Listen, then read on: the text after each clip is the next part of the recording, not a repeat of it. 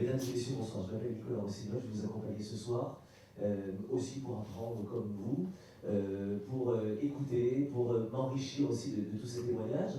C'est une jolie organisation que vous proposez, Guillaume Beck, ce soir.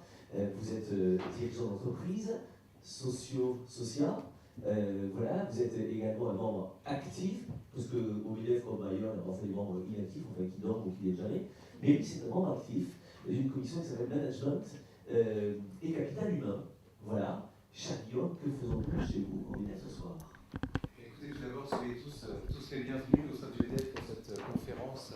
L'ambition mène-t-elle au succès? Pourquoi diable nous intéressons-nous à cette question? Eh bien, au sein du MEDEF se trouve un pôle entrepreneuriat et croissance qui est dirigé par Thibault Langsade. Au sein de ce pôle, il y a une commission donc très active sur l'innovation sociale et managériale qui est dirigée par Armelle Carminati. Notre ambition est très simple, c'est de promouvoir l'innovation sociale et managériale et de la mettre à la portée de tous les patrons de TPE, PME. Patron, c'est un métier solitaire. Et nous nous sommes dit qu'ouvrir un cycle de conférences sur les nouvelles tendances managériales pourrait vous aider, vous inspirer et aussi inspirer vos équipes. Nous savons que c'est votre manière de faire, votre tournement, votre façon singulière de gérer les équipes qui fait la différence dans vos entreprises. La croissance française est, disons-le, basse.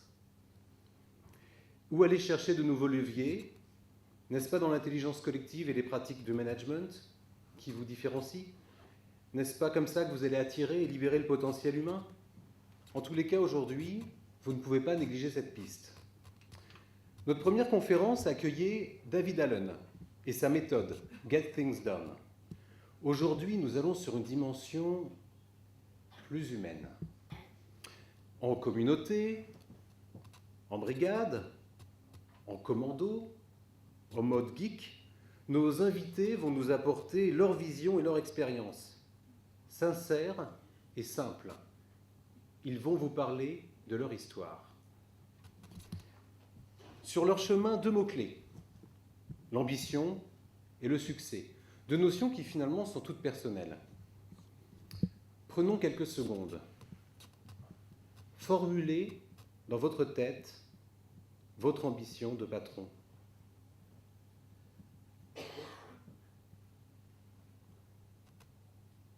Et maintenant, formulez dans votre tête votre définition personnelle du succès.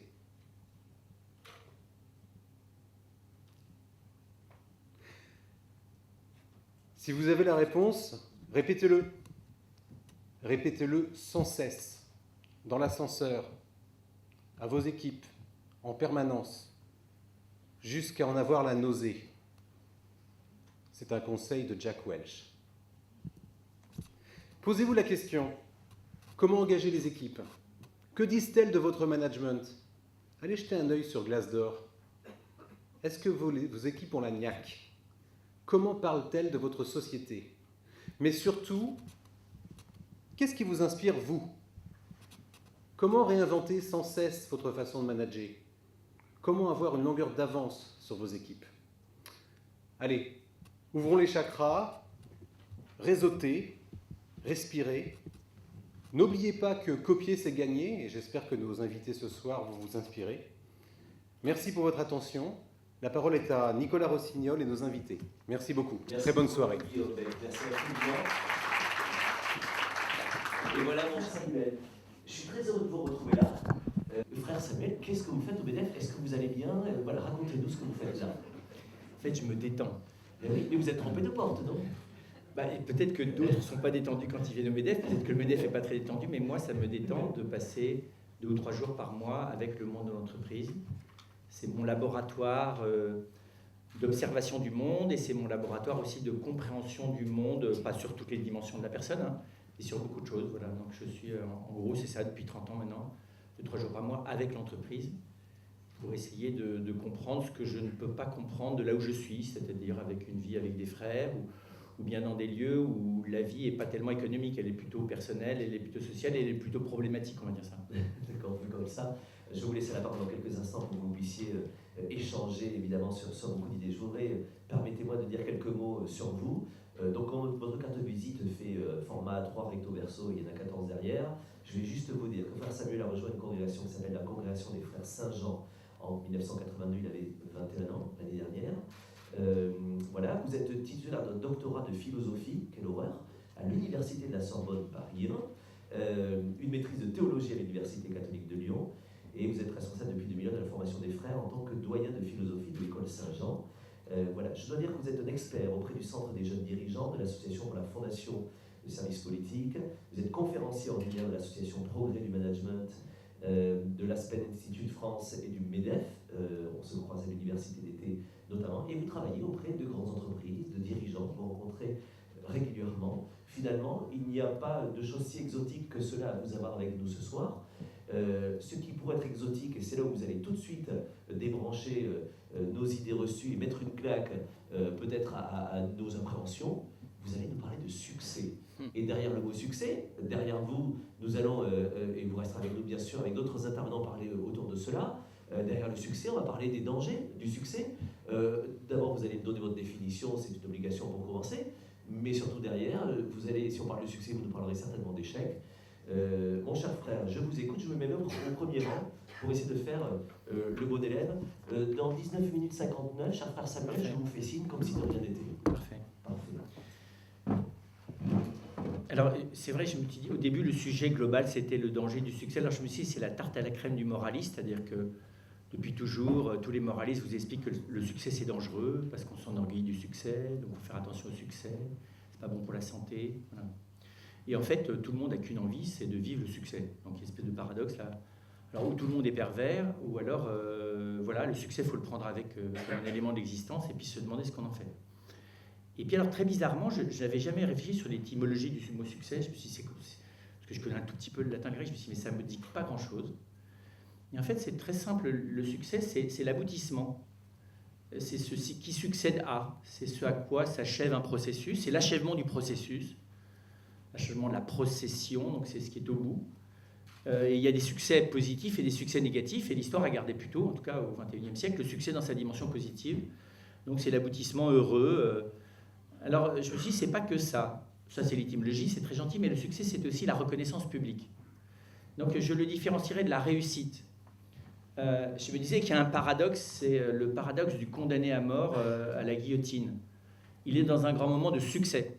Si Paris tout entier s'est réuni sur la place de Grève, c'est successful, c'est-à-dire que jamais il n'a connu une apothéose publique comme celle-là. On vient le voir se faire couper la tête.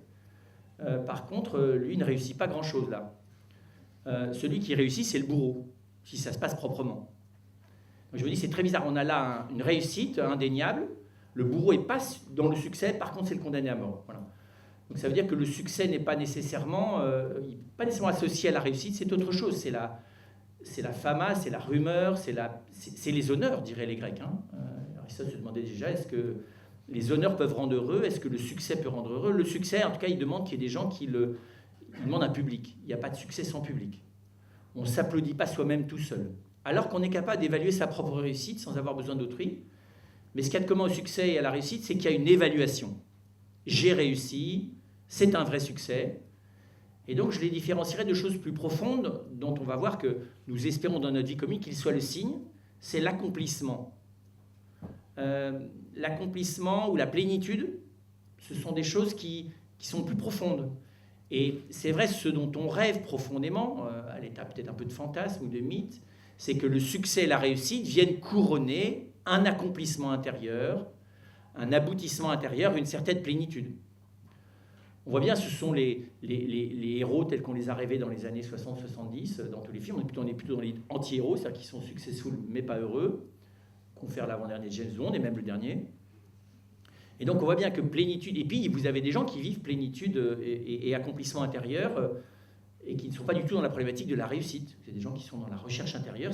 Le but, c'est pas du tout de réussir quelque chose. On n'est pas dans le... Et alors le succès, c'est le dernier de leurs soucis. Il y a des ermites qui ont vécu très heureux toute leur vie, un chartreux, et dans l'accomplissement plénier, peut-être dans le bonheur même, et même l'euphorie surnaturelle. Sa vie n'est pas un succès. Enfin, vous voyez, c'est peut-être une réussite, mais il n'y a pas vraiment pour le valider. Et donc j'ai commencé à me demander, mais voilà, au fond, le succès, comment ça marche? Le succès, c'est ce qui valide par les yeux des autres quelque chose que nous estimons avoir réussi, dont nous espérons qu'il soit l'aboutissement d'un processus de maturation intérieure. Et donc il y a l'attente quand même. Nous avons tous eu l'attente de vérifier que nous valons quelque chose, on va dire ça comme ça, parce que s'accomplir sans aucun moyen de vérifier que finalement on s'accomplit. Donc l'accomplissement c'est très bien, c'est des finalités ultimes, la plénitude aussi, mais basiquement, en gros nous grandissons en vérifiant que nous avons réussi des choses. Et donc la réussite successive est une manière de valider notre progression. Et prétendre savoir qu'on vaut quelque chose sans jamais avoir rien réussi, c'est pas possible. Et puis on est heureux de réussir, et même on est heureux que ceux avec lesquels nous vivons valident cette réussite. Et le succès, c'est ça. C'est au fond le moment où l'environnement, la communauté, la collectivité avec laquelle nous vivons vient valider quelque chose de notre propre valeur. Alors, bien sûr, on peut créer des succès purement artificiels où il y a zéro réussite, zéro valeur intérieure, il y a juste du bling-bling et de l'apparence, hein, c'est sûr. Mais voilà, dans ce cadre positif, il y a cette double attente. Et cette double attente, c'est un stimulant, c'est-à-dire vouloir réussir, c'est aussi vouloir se prouver à soi-même que l'on vaut quelque chose, c'est aussi déployer ce qu'on vaut. Donc je trouve que c'est stimulant. Oui, l'ambition, elle est bonne dans ce sens-là. Et le succès qui est au fond, si vraiment cet effort a été exigeant. Et puis, alors le succès, je dirais, il y a une différence quand même. La réussite, c'est la validation de la qualité de ce que j'ai fait. Le succès, il y a une dimension symbolique, parce que c'est politique. Et dans le politique, il y a du symbolique. Hein. C'est-à-dire qu'en gros, pourquoi quelqu'un a du succès? Parce que la communauté reconnaît en lui quelque chose qui lui parle. Vous avez des gens qui réussissent parfaitement bien, sauf qu'ils sont, comprenez bien, historiquement totalement décalés avec les médias du jour, quoi. Et inversement, vous avez des gens qui font des choses tout à fait immorales, mais la communauté se reconnaît bien là-dedans, quoi. Enfin, nous, on est spécialistes français, des gens qui font des choses pas toujours très morales, mais ils ont du succès même dans leur immoralité parce qu'on s'y retrouve, quoi. Et on se dit, ouais, quand même, il a eu le courage de le faire. Vous voyez, parce qu'on peut avoir le courage de faire le mal aussi. Hein. Pas que le courage ne s'attribue pas qu'au bien. Et donc, je différencierais ça. La réussite qui valide la qualité de ce que j'ai fait, le succès qui symboliquement rentre en résonance. C'est la réussite qui rentre en résonance avec la communauté dont je fais partie. Mais, encore une fois, je pense qu'il faudrait être aveugle pour ne pas voir que derrière tout ça, il y a une attente plus profonde. On ne se nourrit pas que de réussite et de succès, en tout cas dans la durée. Et on voit bien, ce qui prend le relais, c'est le désir de s'accomplir, pas juste de réussir un coup, de réussir un truc, mais de réussir sa vie. D'être heureux même éventuellement, ce qui n'est pas tout à fait pareil. Alors, réussir sa vie, je ne suis pas sûr qu'on y arrive, moi. Parce que je connais des gens, ils ont réussi, le problème c'est le lendemain. Vous savez, vous avez réussi, vous avez les honneurs, vous êtes à la retraite, puis après ça, vous vous réveillez, vous dites, mais and so what? And so rien. Parce que la réussite est derrière. J'ai les médailles, j'ai les coupes que j'ai gagnées, j'ai tout ça là. Et maintenant, je suis quoi? Comment je fais après avoir réussi? C'est très difficile. Alors, il faut réussir autre chose. Puis à la fin, on ne réussit plus grand-chose, parce qu'à la fin, on va être vieux, ça va durer longtemps. On va même plus pouvoir rien faire du tout, ça sera plus du tout successful. On va réussir même plus rien du tout, même des fois même pas à marcher. Et alors là, qu'est-ce qu'on fait? Et quand même, c'est à la fin. Donc, si la fin est simplement une espèce de catastrophe et que la joie c'est au milieu, alors où on l'arrête avant que ça soit la fin, ou alors on se dit, bah oui, il y a quelque chose là à accomplir sur la fin. Il ne faut peut-être pas attendre ce moment-là pour commencer à le mettre en marche, le truc qui va fonctionner, vous voyez, l'accomplissement de l'existence sur la phase où je ne peux plus rien faire. C'est une vraie question pour moi. Je parle à l'occasion d'une maladie, d'une immobilisation provisoire, d'un temps de retraite, de recul, vous voyez, humain, je parle tout d'un coup, ou d'une épreuve, où tout d'un coup on se dit, mais à la fin, là, on va vers quoi? Et on aimerait bien que la vie soit simplement une espèce de croissance linéaire, avec en haut l'apothéose, quoi, vous voyez, du succès, de la réussite, et puis après ça, la mort glorieuse, je sais pas, quelque chose comme ça, là. Voilà. C'est pas tout à fait comme ça, la vie humaine. Alors, du coup, je voulais juste vous proposer à la réflexion, c'est de me dire, est-ce qu'il y a des degrés dans les formes du succès? Parce qu'au fond, on avance. Comment est-ce que le succès, la réussite sont des choses, comprenez bien, qui peuvent mûrir en même temps que nous. Donc on n'est pas là dans c'est bien, c'est pas bien, mais quelles sont les formes? Vous voyez, les formes, on a fait ça une fois d'ailleurs au MEDEF sur le respect, là c'est ça. Est-ce qu'il y a des formes de plus en plus élaborées du succès et de la réussite? Alors je partirais du point zéro. Le point zéro, c'est la médiocrité assumée, quoi. Pas de réussite, pas de succès, pas d'accomplissement, mais tout va bien pour moi. J'ai mes petits bonheurs, mes petits plaisirs. Tout ça, c'est un peu médiocre, mais finalement, je suis bien avec, quoi. Point zéro. Voilà. Les gens qui sont heureux d'ailleurs là-dedans, enfin, c'est pas toujours durable, hein, mais pourquoi pas. En tout cas, vouloir du succès, c'est déjà entreprendre. Vouloir réussir, c'est entreprendre. Et je dirais, le premier niveau, là, on était au niveau 0, la médiocrité assumée, mais le niveau 1, c'est pour moi entreprendre pour soi. Soyons clairs. On veut réussir soi. On veut du succès soi. Pourquoi ? Parce que la réussite me valorise, elle valide ma qualité, et puis le succès me renvoie une image de ma propre qualité. Donc je dirais c'est le stade pour moi 1, c'est voilà, faire ça pour soi, de manière un peu primaire. D'ailleurs la question n'est pas de savoir est-ce que finalement tout ça est très noble, est-ce que tout ça a une valeur morale. Non, c'est que voilà, je vaux quelque chose, je suis capable de faire quelque chose. Je dirais il y a un deuxième niveau où au fond on veut toujours réussir, mais on cherche à ce que cette réussite, je vous disais tout à l'heure, corresponde avec un certain accomplissement, et si possible avec une certaine plénitude. Donc on aimerait pouvoir conjuguer la réussite et le succès à l'accomplissement et la plénitude. C'est la phase B de l'égoïsme positif hein, qui à mon avis on ne peut pas d'ailleurs beaucoup éviter. Hein. Quand vous avez 1 an ou 2 ans, que vous voulez marcher, vous êtes très centré sur y arriver vous-même. Quand on vous applaudit, vous ne dites pas « non mais pas de grave, moi je vais ramper à 4 pattes toute ma vie, mais je vais encourager les autres à marcher ».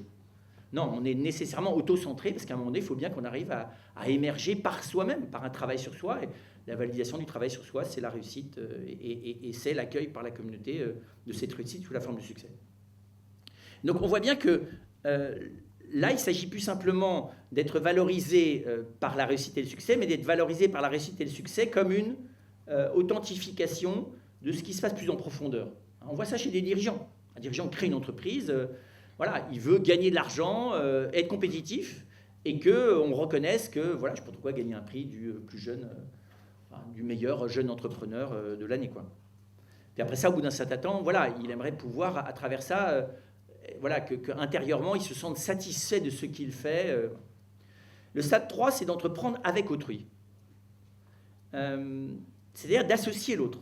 Alors c'est très intéressant. Quand je veux associer l'autre, alors soyons clairs, hein, si c'est juste, vous voyez, et réussir avec autrui, c'est la Coupe du Monde qu'on a gagnée.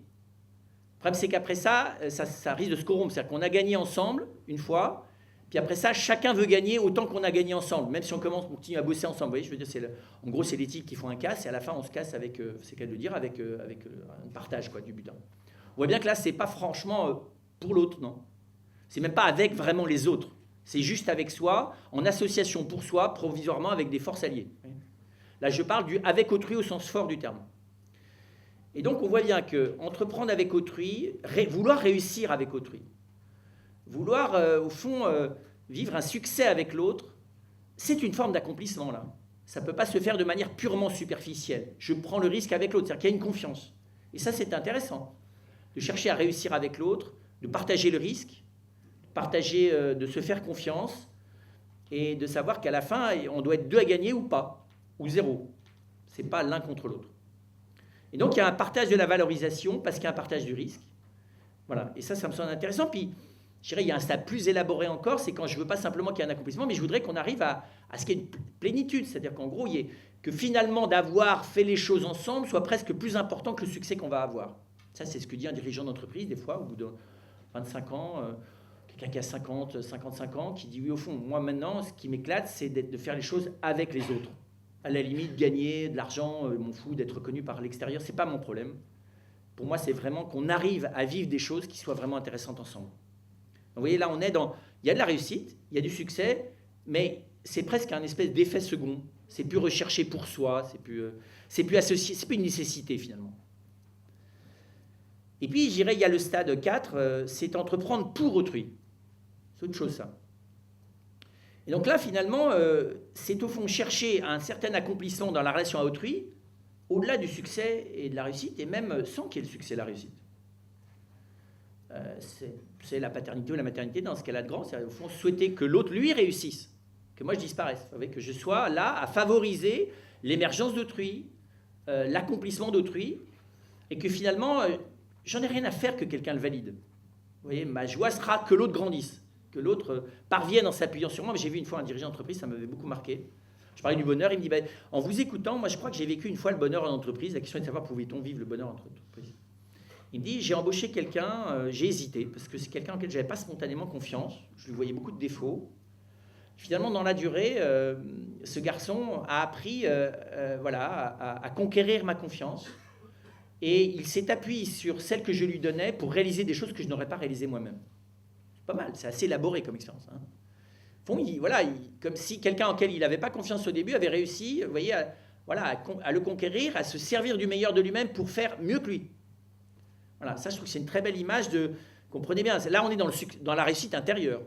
On n'est plus dans la réussite associée du succès. Là-dessus, il n'y a pas de médaille pour ce genre de truc. Hein.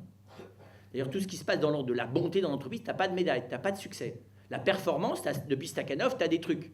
Tu as des succès quand tu as fait beaucoup en peu de temps, tu as gagné plein d'argent pour l'entreprise. Là, on peut valider tout ça, c'est mesurable.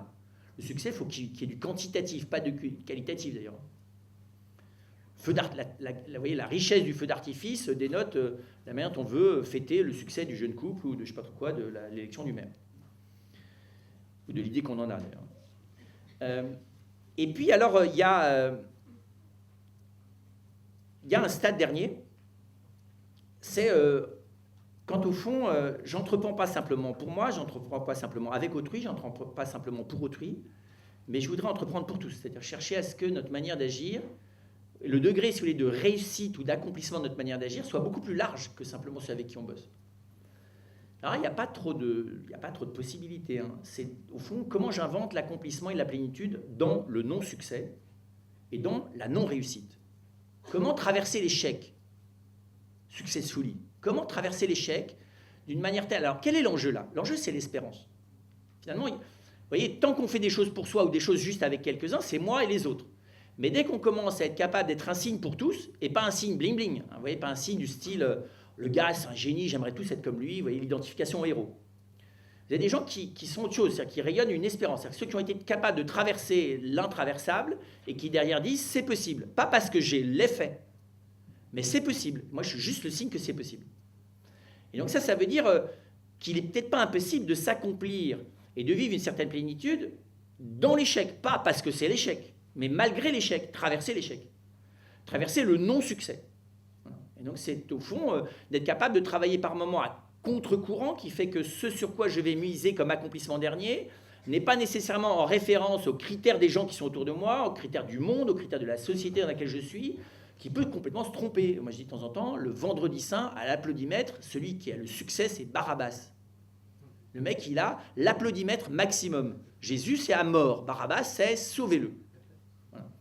Donc quand vous avez du succès, réfléchissez 2 minutes, savoir quel jour vous êtes. Le début de la semaine, vous savez, c'est le dimanche des Rameaux, il rentre à Jérusalem, Jésus. Là, il a du succès. Mais c'est les mêmes qui l'ont fait le succès du dimanche, qui lui disent, à mort, crucifiez-le, le vendredi. Et là, c'est Barabbas qui passe devant. Voilà, donc c'est pour dire que le succès, c'est pas nécessairement un indice ni de santé de la foule, ni de santé d'ailleurs de ceux qui sont acclamés par elle, ni d'ailleurs des actions qui sont pas... Bref, tout ça peut être complètement... Pensez à Nuremberg, hein. Successful Nuremberg, hein, quand même. Et donc voilà, là il me semble que et donc la vraie question, elle est au fond,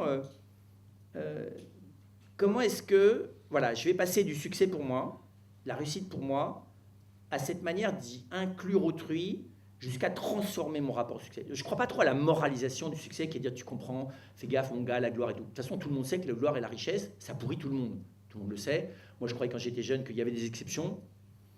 Il n'y en a pas beaucoup, hein. Quand on est vraiment, vraiment riche, hein, et qu'on a vraiment, vraiment du succès, ou vraiment, vraiment du pouvoir. Globalement, je ne sais pas comment dire ça, c'est comme une épidémie, c'est comme la peste noire, bubonique, ça tue. C'est tout, ça tue. Hein. Alors ça, vous avez des morts vivants qui continuent d'exercer le pouvoir, la richesse, mais ils sont morts. Et on voit bien qu'ils sont morts parce qu'ils ne reconnaissent plus les autres humains comme semblables à eux. Ils sont définitivement ailleurs, c'est-à-dire qu'ils ont quitté l'humanité. Mais pas pour du plus, plutôt pour du moins, à mon avis. Mais ils ne s'en rendent pas compte. Ils ont les moyens d'entretenir l'illusion de l'hibernation provisoire mentale dans laquelle ils sont. Vous savez, c'est comme quand on fait visiter vous savez, les gens aux États-Unis, il y a eu une période où on prenait les gens qui étaient morts, puis on les mettait dans le salon comme s'ils étaient encore vivants, bien maquillés, puis on venait discuter une dernière fois avec eux. Moi, c'est le sentiment que j'ai des fois quand je discute avec ces personnes-là. Ils n'ont pas vu qu'ils étaient morts. Alors il faut leur taper sur l'épaule direct. Là, je suis à moitié sérieux, mais un peu quand même. Voilà. C'est-à-dire qu'eux, précisément, ne sont pas passés de la réussite et du succès à la compréhension de la nécessité d'un accomplissement, qui est la seule forme d'ailleurs. Alors c'est pas facile, ça ne s'évalue pas quantitativement l'accomplissement. Ça s'établit qu'au fond à l'intime. Et finalement, ça s'établit, et j'en ai conscience que quand ceux qui en sont témoins sont des gens qui sont devenus ceux qui acceptent d'entreprendre l'existence avec moi. Voilà. Et donc il me semble qu'il n'y a pas à dénoncer d'abord le danger du succès et de la réussite, alors que je pense qu'il faut dénoncer le danger du pouvoir et de la richesse.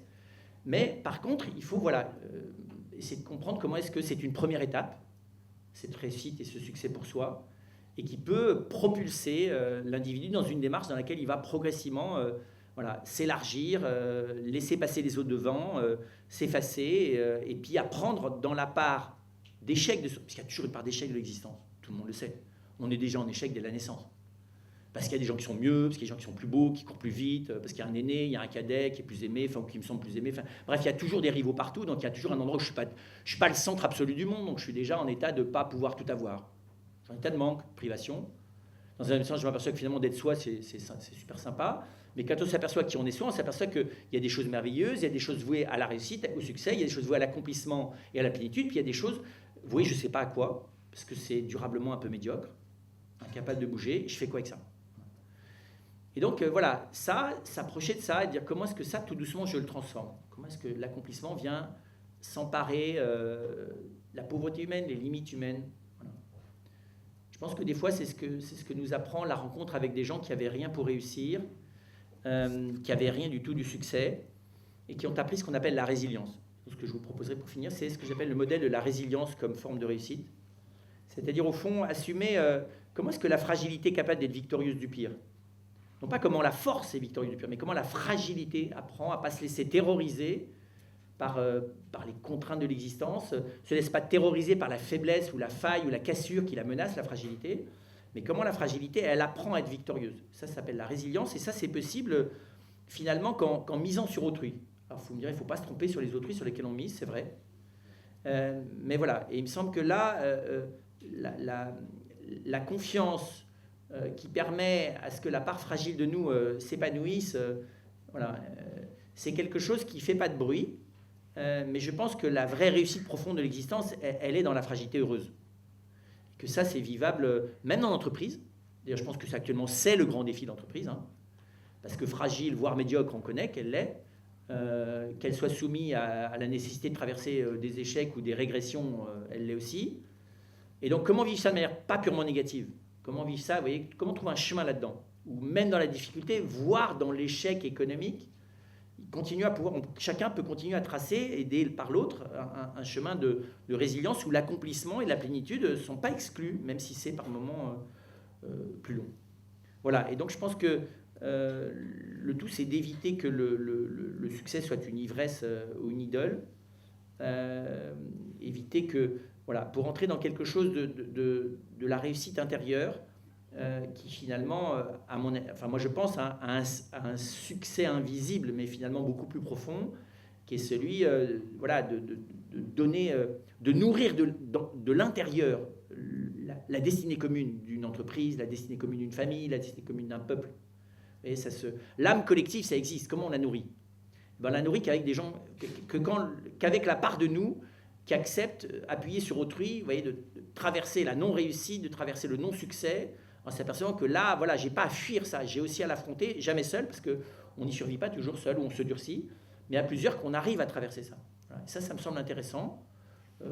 C'est l'accompagnement dans la vieillesse, c'est l'accompagnement dans la maladie, mais c'est aussi l'accompagnement des personnes les unes les autres dans l'entreprise quand elle est en situation critique. À vous les questions. Merci, très Samuel, pour merci. Je vais reprendre Marie, Sylvie, Michel. Venez nous rejoindre aussi. Alors, ce type est extraordinaire parce que quand je lui ai dit tout à l'heure 19 minutes 59, j'assure qu'il vient de faire 19 minutes 59. Vous avez aussi une pendule, Samuel? Non, pas du tout. D'habitude, je sais pas. Ou alors, il faut vite consulter parce que... D'habitude, je ne sais pas faire ça, mais je m'entraîne. Bon, merci infiniment. Je vous demande d'accueillir, s'il vous plaît, vos invités. Il y a Sylvie, Marie, Thierry, Michel. Qui aurais-je oublié? J'ai oublié personne. Venez, vous pouvez les applaudir aussi parce qu'ils sont venus cet après-midi. Je vais garder cette chaise-là. Pardon. Il y a une chaise entre autres, c'est bon. C'est parfait. Merci de nous rejoindre. Je vais vous présenter au fur et à mesure ceux qui sont venus passer ce moment avec vous. Alors, on est là pour se parler sans tabou, sans langue de bois. Je vous laisserai la parole évidemment tout à l'heure les uns les autres pour que vous puissiez les interpeller, bien sûr.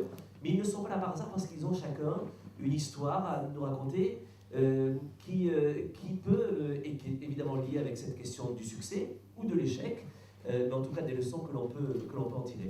Je voulais d'abord vous présenter, ma mère m'a appris, Sylvie Cazenave-Perret. Chère Sylvie, je vous invite à prendre le micro qui est devant vous si vous voulez bien. Sylvie est avec nous, elle est dirigeante, elle est dans la Sarthe. Sylvie a une histoire un peu particulière dans sa société pour son packaging. Il y a 20 ans à peu près, elle décide de racheter une boîte qui n'allait pas bien du tout. Voilà, et elle a eu une démarche un peu particulière. Je vous laisse nous en dire quelques mots, et puis ensuite on va revenir à la question du succès pour vous en particulier. Sylvie, pour son packaging, racontez-nous cette histoire un peu particulière qui fait votre succès aujourd'hui. Alors en fait, je ne la rachète pas parce qu'elle était par terre au fond du oui. niveau du fossé. Donc vous la ramassez. Déposer le bilan. Je la ramasse même pas, c'est son actionnaire qui vient me voir et qui me dit voilà, là il y a 120 personnes qui travaillent et qui n'ont plus d'avenir.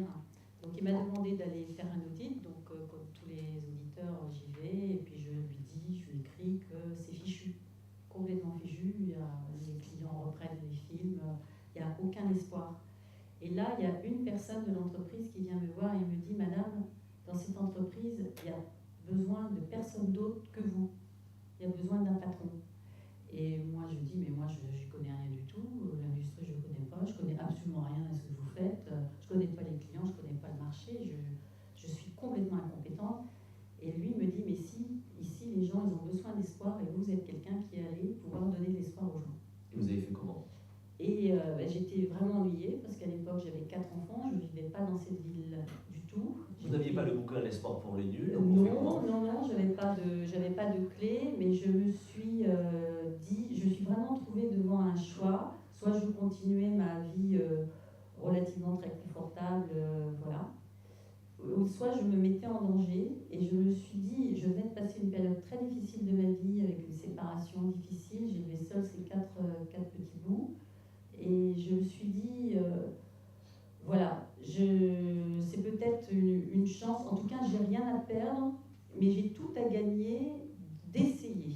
Et il y avait un challenge particulier dont vous allez nous parler maintenant, essayer, mais avec un point particulier. On ne pouvait pas garder tout le monde dans la boîte. Alors, et la vraie question, c'était de se dire, est-ce que je garde les managers et je fabrique un truc avec les managers, mais je me débarrasse peut-être de certains employés, ou je fais l'inverse, je me débarrasse des managers et je vais construire un truc avec les gens du bas de la pyramide. Alors, on était à une période, vous voyez, il y a 20 ans, c'était le début vraiment de la désindustrialisation accélérée en France.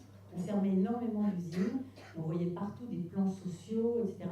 Et ceux qui payaient, c'était toujours les salariés. Et c'était quelque chose qui me heurtait beaucoup. Donc je suis arrivée dans cette entreprise avec peut-être des illusions. En tout cas, j'ai réuni tous les managers et je leur ai demandé de se positionner sur un organigramme. Mais l'organigramme de demain. Et j'ai eu affaire à une vingtaine de personnes complètement tétanisées qui ne voulaient prendre aucun risque. Et dans le mois, ils sont tous partis. Donc c'était une sorte de décapitation de l'entreprise. Et quel succès à par ça, si vous voulez, je suis allée voir les gens sur chaque poste de travail et j'ai dit voilà, demain, c'est vous qui faites le boulot, vous le faites déjà. Il n'y a plus personne au-dessus et c'est vous qui allez le faire avec moi. Et moi, j'y connais rien, donc c'est vous qui devez le faire. Vous devez être capable de le faire jusqu'au bout.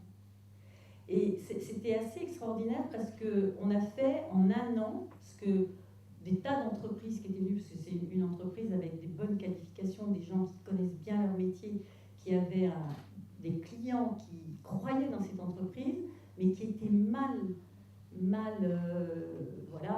managés sans doute, ou en tout cas trop de gens qui profitaient de ce fonds de commerce, entre guillemets. Et là, on a vu, on avait 3 usines, on en a fermé 2, on est passé de 22 000 m² à 6 000 m² en un an, c'est-à-dire qu'on a fait en un an ce que toute la profession pensait ne pas ne pas être possible. Et on l'a fait avec les gens. On n'est pas allé chercher des cabinets de conseil extérieurs. On n'a pas fait, d'abord il n'y avait pas de sous, rien, donc on ne fait rien, donc on fait avec soi-même. Les ingrédients, la confiance, la responsabilisation. Alors moi je leur ai dit, parce que tout le monde me disait, mais qu'est-ce qu'on va faire? Qu'est-ce qu'on va faire? Qu'est-ce qu'on va faire demain? Oui. Et moi je leur disais, mais je ne sais pas du tout ce qu'on va faire. Je ne sais absolument pas. On va essayer de survivre. Ce qu'il faut faire, c'est réussir à faire ça, se contracter, donner confiance aux clients, mais que vous, surtout, vous ayez confiance en nous. Et c'est ce qu'ils ont fait. Et moi, je leur... on en a encore quelques-uns. On a calculé encore 30 personnes qui sont de cette époque-là dans l'entreprise. Et il y a une sorte de noyau comme ça qui transporte l'histoire de l'entreprise aux jeunes.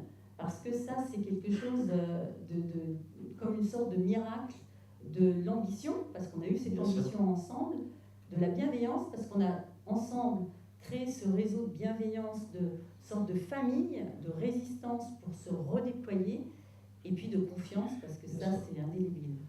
Justement, donc, et je vais donner la parole aussi aux autres, mais finalement, le succès, il est où dans cette histoire, pour revenir à la notion de succès, à la définition du succès dont on parle aujourd'hui? Alors, Nicolas, le succès pour moi, c'est vous qui m'avez téléphoné en me demandant de venir le succès. Je dis, mais pourquoi là? C'est exactement ce qu'a dit frère Samuel tout à l'heure, c'est l'image que renvoie sa famille, en l'occurrence professionnelle, en ce qui me concerne, au regard du parcours de l'entreprise, qui est devenu complètement leader de son marché aujourd'hui. C'est-à-dire en 20 ans, cette entreprise industrielle, elle a redémarré et avec les gens qui étaient là. Et c'est ça qui me fait toujours vibrer aujourd'hui. Et alors, vous avez raison, dans mes yeux, parce que je connais votre entreprise et parce que j'ai eu l'occasion aussi de rencontrer les gens qui font l'entreprise. En effet, c'est un joli succès. Donc, merci beaucoup. Et c'est aussi un bel exemple. Vous avez bien fait d'applaudir. Voilà, en plus, vous n'êtes pas de la famille, puisque vous ne la connaissiez pas, donc merci beaucoup. Sylvie. Non, mais très très bien. Elle prend des actionnaires tout à l'heure, allez-y. Je voudrais passer la parole à Marie, qui est à mes côtés. Marie Schniggans, je ne me trompe pas dans la prononciation. Très bien. Avec l'accent avéronné, on ne sait jamais. Marie, un mot sur votre parcours et sur votre regard par rapport à la définition du mot succès. Qu'est-ce que vous faites là, vous, Marie, ce soir? Quelle est votre histoire, finalement? On va parler de start-up, mais finalement, vous êtes encore une étudiante. Racontez-moi. Alors, je me suis retrouvée à Dauphine, en ingénierie financière. Quelle horreur, oui. Et comme toute étudiante, on est obligé de faire un stage. Parle bien dans le micro. Donc, je me suis retrouvée en finance à Zurich, au headquarters de UBS. Et je venais d'arriver et je m'ennuyais énormément. J'apprenais pas, j'étais toujours avec les mêmes collaborateurs de mon département, alors que j'avais envie de découvrir des nouvelles choses, j'avais envie d'apprendre. Et non, du 7h du matin jusqu'au soir, toujours avec les mêmes collaborateurs. Et j'avais un problème juridique et je m'étais dit, au lieu de chercher 1 heure sur Google, pourquoi pas aller rencontrer des personnes du département juridique. Mais dans la finance, dans la banque, on avait un badge et on ne pouvait pas aller d'un étage à l'autre. Et donc je me suis retrouvée toujours avec les mêmes collaborateurs. On ne peut pas parler avec les autres. Voilà, c'est ça. Et donc j'avais un intranet un peu old-fashion, mais grâce à ça, j'ai pu trouver une adresse mail. Et j'ai envoyé un email sans demander à mon N+1, bonjour, je m'appelle Marie, est-ce qu'on pourrait déjeuner ensemble? J'ai une problématique juridique. La personne m'a répondu. Il a pris ça pour de la drague? Je sais pas. Et finalement, on a déjeuné ensemble, le problème a été résolu et je me suis fait un nouvel ami. Et donc je me suis dit, c'est génial, enfin, j'ai appris quelque chose. Et donc tous les jours, j'ai envoyé un email à différents départements. Et j'ai fini par déjeuner avec des gens du marketing, de finance de marché. Et j'ai enfin compris la culture d'entreprise d'UBS. J'étais enfin heureuse au travail et enfin j'ai appris. Et les collaborateurs de mon département, ils me disaient, mais Marie, tu viens d'arriver et tu connais déjà tout le monde, est-ce que je peux venir avec toi à ces déjeuners? Et je me suis dit, il y a un réel problème, c'est pas seulement moi qui pense que j'apprends rien ou je connais personne. Maintenant, je vais quitter UBS et je vais créer une application mobile qui va permettre aux collaborateurs de se retrouver plus simplement grâce au digital. Et donc, j'étais toujours encore aux études.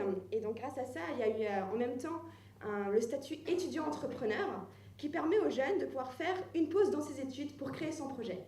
Et donc, j'étais plus obligée de faire un stage et j'ai pu créer une start-up. Donc, au début, on est tout seul, on n'a pas d'argent. Et petit à petit, on crée son équipe. Mais vous aviez des amis chez UBS. Oui. Ça, c'est bien. Ça aide. Mais c'est pas tout. Et petit à petit, on a commencé grâce à notre premier employé, Mira, qui m'a dit « Marie, il faut absolument que tu restes en France » parce qu'on était incubés à San Francisco.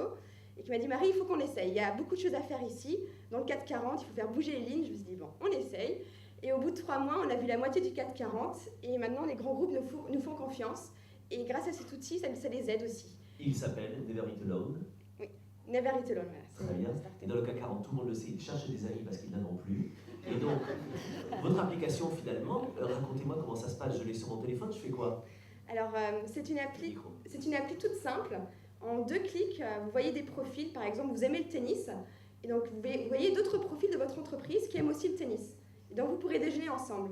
Donc, souvent, c'est des personnes de différents départements, de différents âges. Et donc, vous avez l'opportunité de rencontrer des nouvelles personnes dans votre entourage d'entreprise. Très bien. Et alors, bon, déjà, évidemment, on est tous intéressés parce que finalement, vous nous aidez à mieux dialoguer avec les autres et finalement à s'intéresser à son voisin alors qu'on passe un peu trop souvent dans l'ascenseur, on dit bonjour et parfois on est un peu un type bizarre parce que les autres se disent pourquoi il nous dit bonjour, celui-là, on lui a demandé. Alors manger, vous imaginez. Le succès, il est où? Il est dans la démarche, dans le regard des autres. Racontez-moi votre succès. Pour l'instant, évidemment, ça évolue. Votre succès, il est où? Alors, je pense que d'abord, il y a beaucoup d'échecs et des opportunités de rebondir. Donc, au début, on n'avait pas de clients. Et petit à petit, on arrivait à convaincre des clients. Et c'est vraiment cette ténacité et cette envie de vouloir aider les collaborateurs. Enfin, moi, c'était vraiment les premiers mails de collaborateurs que j'ai reçus qui disaient « Marie, on veut ton application ». Et après, il y a l'exécutif qui me disait toujours un non. Et donc, c'est ça qui m'a fait envie de bouger et de me dire « Il faut qu'on mette en place l'application chez eux ». Et petit à petit, quand on commence à signer des clients, c'est pas le chiffre d'affaires, mais c'est vraiment de rendre les collaborateurs plus connectés. Donc, c'est de rendre un service qui soit utile pour les collaborateurs. Et l'exécutif déjeune maintenant avec d'autres. Exactement. C'est petit à petit. Si vous en faites partie, je vous pousse à utiliser. Et souvent, les autres sont beaucoup plus sympas que ceux que vous avez dans le bureau d'à côté tous les jours. C'est formidable. Je reviens là-dessus, votre regard sur le succès. Je ne veux pas faire de générationnisme, je ne sais pas comment on pourrait dire, bon, de jeunisme, etc. Enfin, on est 2 jeunes ici. C'est dans la tête. Et voilà, ils sont jaloux. Justement, le regard que vous portez justement sur cette question du succès, peut-être le regard que porte votre génération aussi, que portent les étudiants finalement sur cette question-là. Alors, c'est pas d'être riche, mais c'est d'être indépendant et de vouloir changer le monde. Donc, ça veut dire de ne pas faire un travail pour papa-maman, mais faire un travail où quand on se réveille le matin, on est épanoui et on voit qu'il y a une action positive et qu'il y a un feedback qu'on reçoit des collaborateurs, par exemple. Merci beaucoup aussi pour ce témoignage. On va revenir là-dessus, mais merci d'y contribuer. Cher Thierry Marx,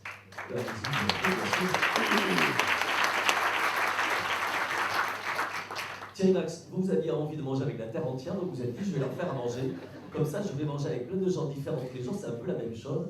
Bon, vous êtes au fourneau, c'est un peu plus laborieux.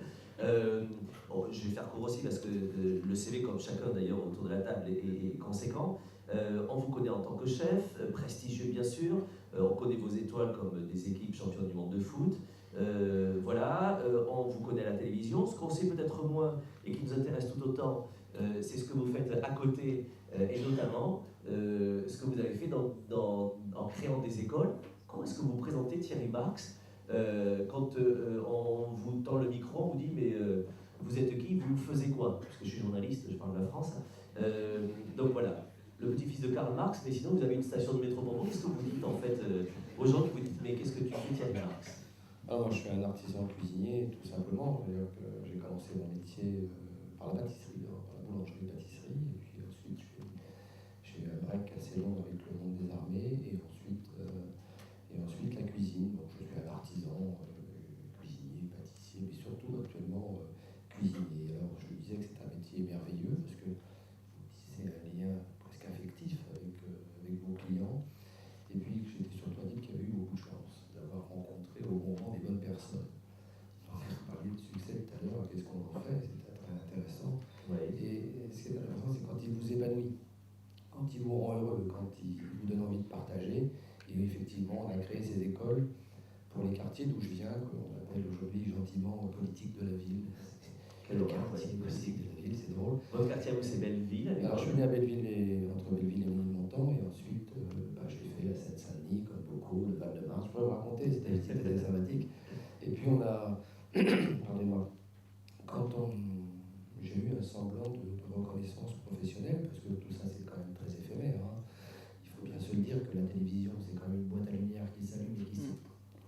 résultats. Oui. Donc ça, on le connaît tous, donc il faut tout de suite s'en rendre compte.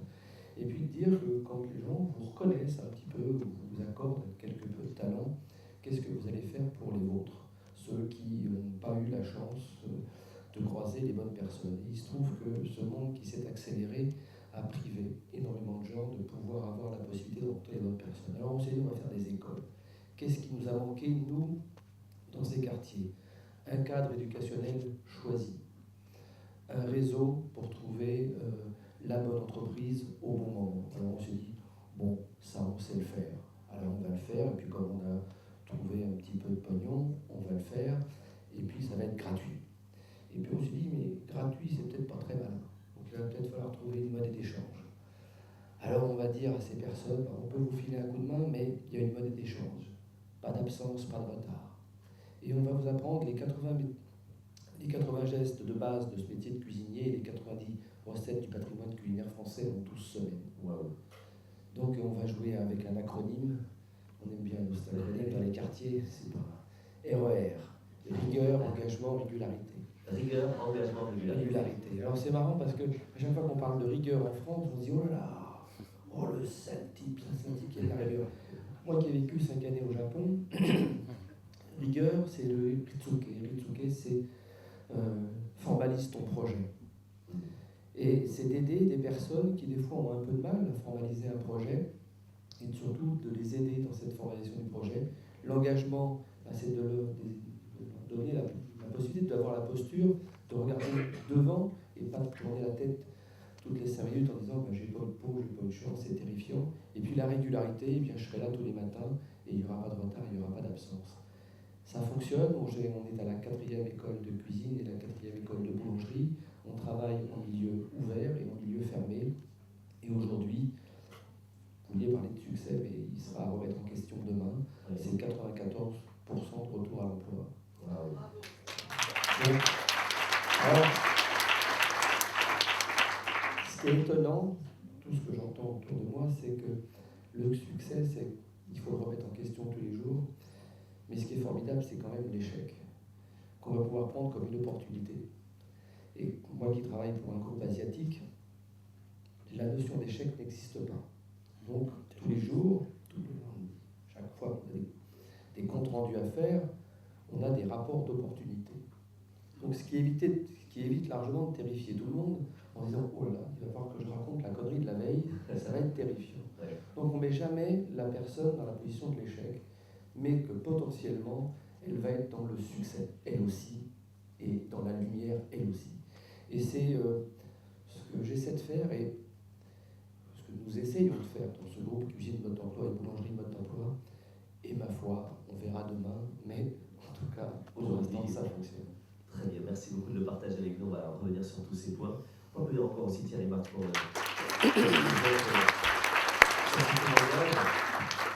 Michel Hervé, chef d'entreprise aussi, à succès, on va le dire. Un mot peut-être sur le groupe Hervé, vous avez été précurseur dans ce qu'on appelle la démocratie participative. Votre succès vient notamment de là, c'est la confiance que vous mettez, notamment dans les salariés, dans les gens avec lesquels vous travaillez. Un mot sur qui êtes-vous et surtout, c'est quoi le groupe Hervé finalement et qu'est-ce que vous faites là autour de cette table ronde?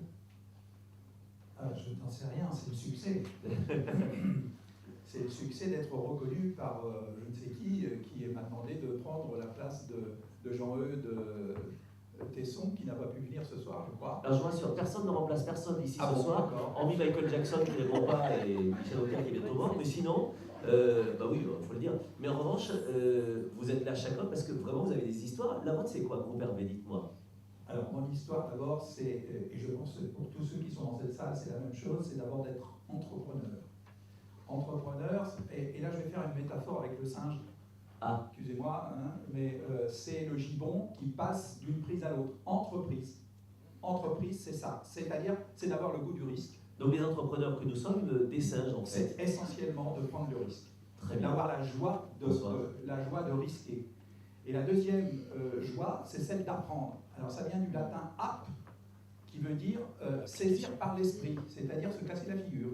Oui. Hein, c'est-à-dire ne pas prendre l'autre branche, mais dire si j'avais prise différemment, j'aurais gagné. Hein, bon. Et donc, c'est cette capacité à la joie d'apprentissage. Nous n'apprenons, ce que disait Thierry juste avant, c'est nous n'apprenons que de nos erreurs. Et je peux vous assurer que c'est extrêmement gratifiant que de faire de l'apprentissage. On va parler des erreurs. Et la tout à l'heure, troisième mais chose, oui. la troisième chose, c'est comprise, ce qui veut dire du latin com, qui veut dire prendre avec. Là, c'est quand vous réussissez. Et là aussi, vous avez la joie de la réussite. Hein, et donc, les trois joies, si vous voulez, c'est prendre des risques, apprendre et comprendre. Hein. Et quel est ce Apprendre, modèle apprendre, comprendre. Quel est ce modèle si particulier que vous pratiquez justement dans la responsabilisation de chacun? Alors ça, vous pouvez le faire entre entrepreneurs.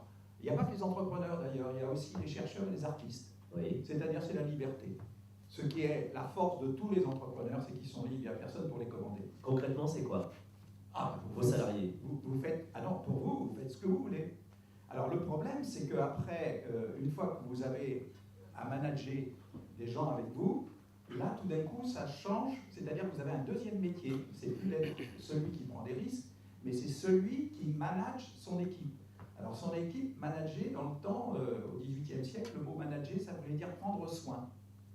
Prendre soin de ceux qui sont avec vous.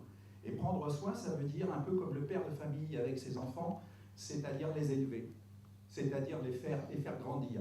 Et donc pour moi, les faire grandir, c'était les amener à être des entrepreneurs. À être des entrepreneurs, et pour qu'ils soient des entrepreneurs, j'avais une astuce qui était de faire de la subsidiarité, qui vient du latin subsidiarus, qui était les troupes romaines en réserve au cas où on ne gagne pas la bataille.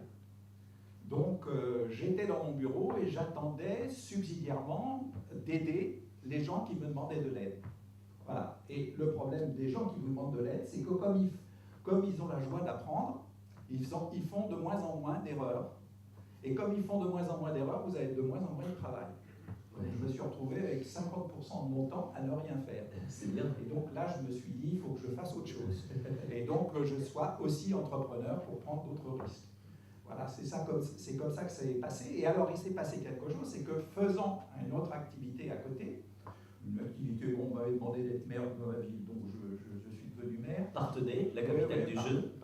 Oui, absolument. La ville numérisée. C'est ça. Capitale européenne de la numérisation. Et donc, en faisant ça, les collaborateurs se sont dit, mais on va quand même pas aller ennuyer le patron pour un certain nombre de problèmes avant d'aller voir nos collègues. Donc, au lieu d'aller voir le père, P-E-R-E, ils allaient voir les pairs, P-A-I-R. Et là, je me suis retrouvé avec encore moins de travail. Et surtout, et ça a été vraiment quelque chose que je n'imaginais pas, c'est que cette subsidiarité entre pairs a développé de la fraternité. C'est-à-dire, et ce qui est aussi nécessaire pour moi, c'est-à-dire que le problème n'est pas seulement d'être, c'est-à-dire d'avoir une existence au-delà de l'existant, mais comme le disait Frère Samuel tout à l'heure, d'être aimé. Et donc, de faire du don et du contre-don. Et moi, je me suis aperçu que les gars faisant entre eux du don et du contre-don, ça faisait baisser le prix de revient. Parce que c'est un peu comme dans une famille, si vous voulez, vous n'avez plus besoin, quand vous épousez quelqu'un, vous n'avez plus besoin d'une femme du ménage. Donc, il y en a un qui fait la cuisine et l'autre qui fait la vaisselle. Voilà. C'est sexiste, rattrapez-vous tout de suite. Et donc, à partir Il vous provoque, vous inquiétez pas, ils ont des singes, il a dit. Vous avez des tas de choses qui se font, si vous voulez, sans qu'il y ait d'échanges marchands. Hein, comme dans les sociétés primitives, dans les sociétés tribales, on avait l'habitude du don et du contre-don. Et donc, c'est de cette manière-là, si vous voulez, que vous améliorez encore l'efficacité de votre système, puisqu'il y a de la coopération. Bien sûr. Voilà. Et donc, c'est comme ça que, petit à petit, l'entreprise, à ce moment-là, se met à grandir, parce que chaque entrepreneur veut lui aussi croître dans son aide, c'est-à-dire faire quelque chose de plus. Et à partir de ce moment-là, ça fait grossir. Alors aujourd'hui, on a 190 petites PME.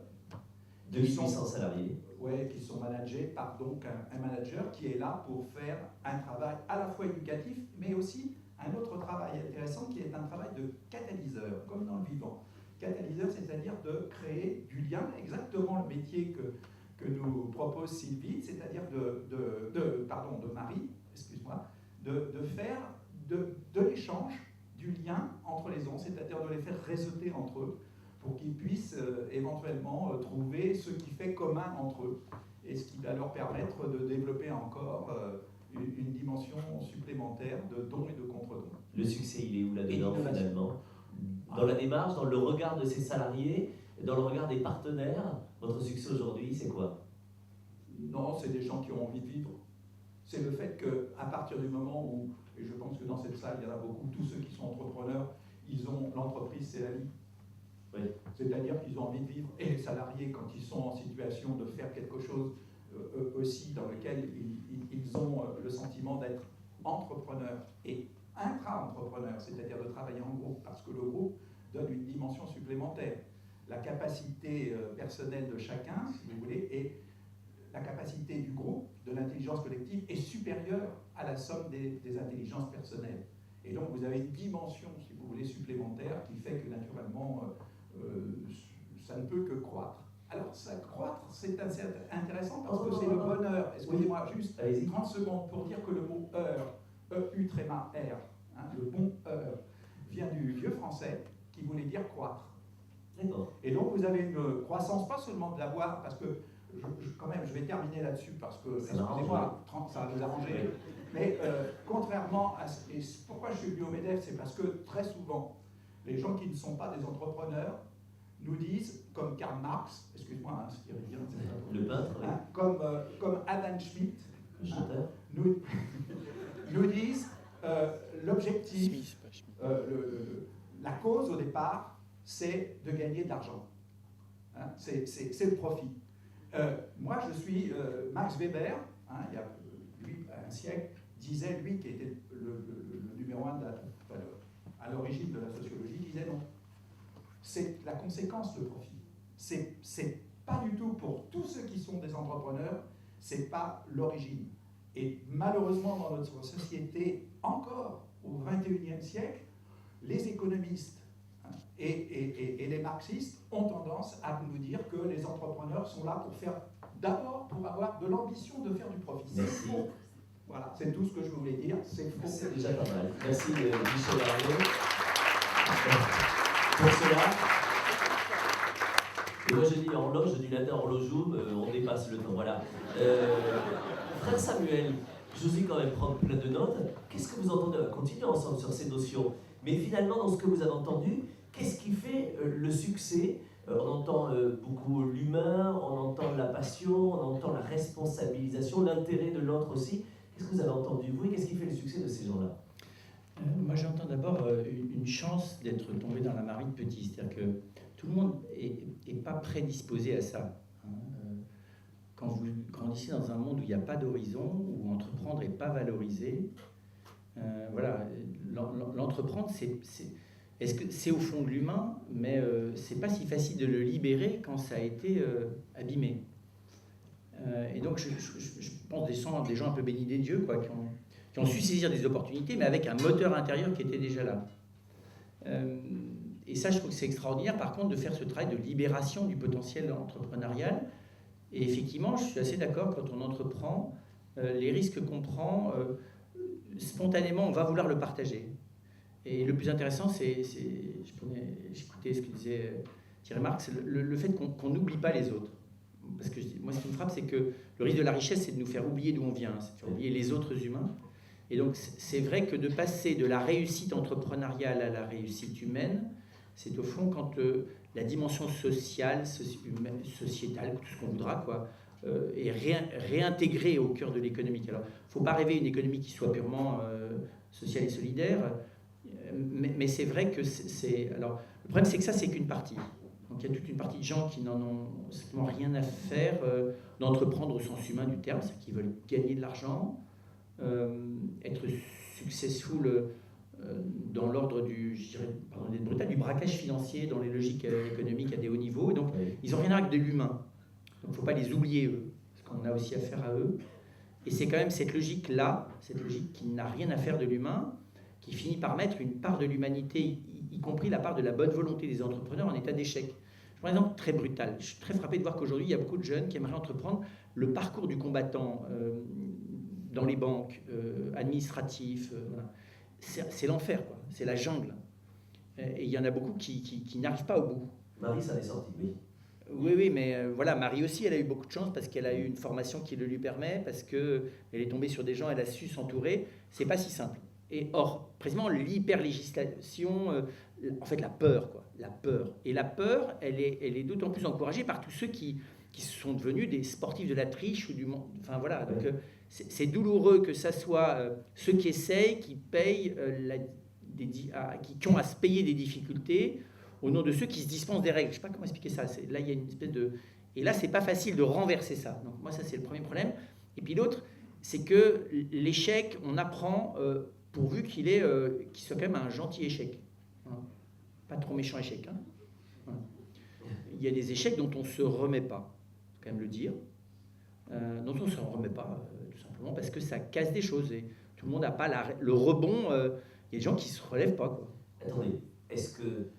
il y a des échecs dont on ne se remet pas, parce que certains ne peuvent pas s'en remettre, mais en revanche, certains peuvent s'en remettre de tout aussi. Est-ce que c'est une question de capacité, d'éducation, de les deux. Il y a des choses dont certains se relèvent facilement, les autres pas, et ce n'est pas nécessairement leur faute. Et puis il y a des choses dont personne ne se relève jamais. Bien sûr. C'est tout bête, hein. Quelqu'un qui est dans un handicap profond à l'état de légume, voilà, à 20, à 30, à 40, il y a un état d'échec chronique, il ne s'en relèvera pas, parce que tout simplement, il n'a même pas la conscience. Voilà. Donc il y a des choses, la vieillesse, on ne s'en relèvera pas, la mort, on ne s'en relève pas, la perte d'un proche, on ne s'en relève pas, voilà, l'explosion d'une entreprise qui va être disloquée durablement, alors qu'il y avait des vraies opportunités à quelques semaines près, à quelques mois près, ou parce que tout d'un coup, les propriétaires ont décidé de la rendre quand on n'a rien à faire. Voilà. Donc il y a aussi, il ne faut pas oublier qu'il y a des situations.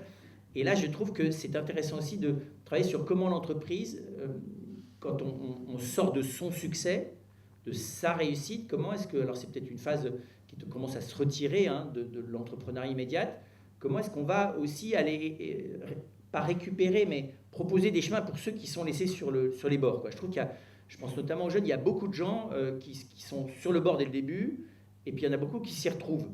Voilà. Il ne faudrait pas qu'il y ait un petit chemin élitiste de gens capables d'entreprendre, qui réussissent successfully, et puis qui après ça font bénéficier les autres, et tout ça est merveilleux, et que ça soit que 10%.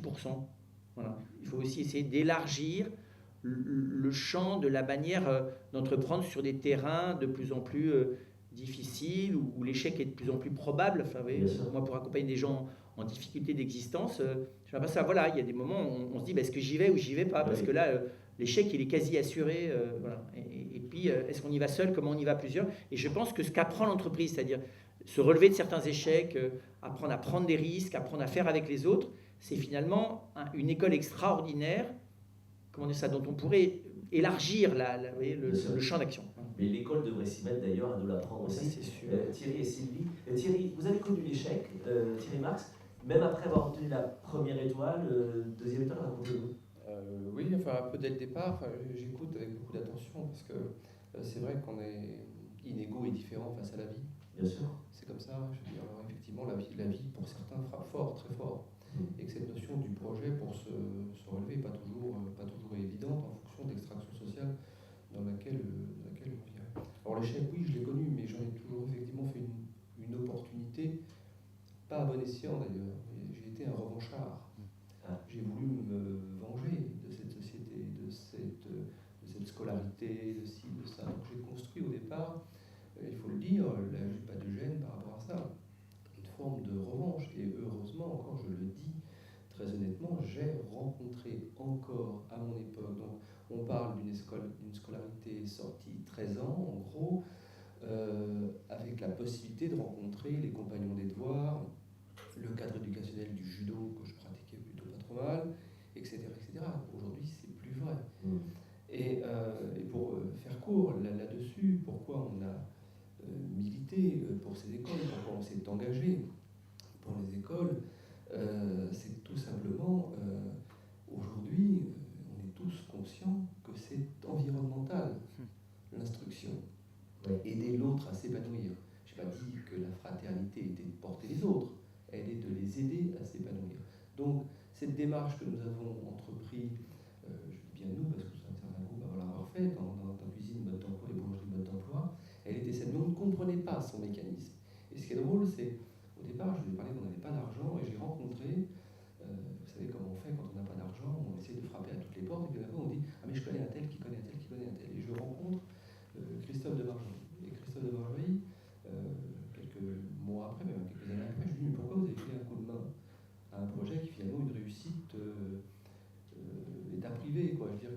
patron Val? Il me dit parce que c'est environnemental.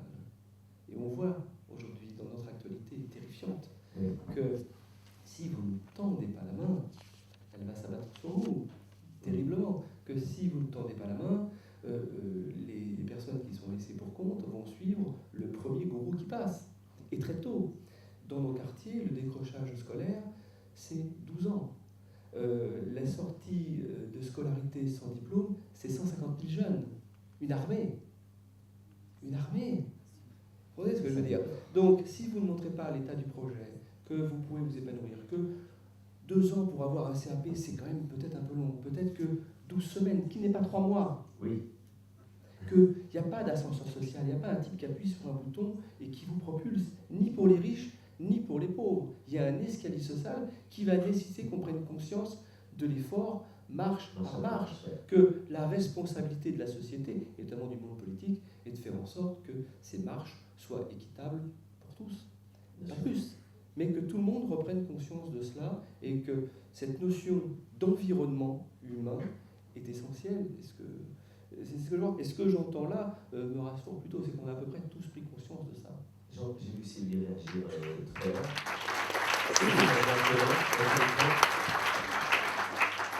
Après une telle intervention, c'est difficile de réagir. Je voulais réagir sur la notion du succès et vous raconter une petite histoire. Donc, il y a 20 ans, l'entreprise fracassée. On ferme 2 usines, on se réunit sur une usine, on arrive à redresser. Et puis, on arrive à piloter ce projet absolument unique dans notre profession, en tout cas, de reconstruire une nouvelle usine sur un modèle haute qualité environnementale. Ce n'était pas du tout à l'époque à la mode, évidemment. Et on construit une usine dont le projet, le nom du projet, c'était mon usine idéale. Donc, c'était mon usine idéale pour chaque salarié.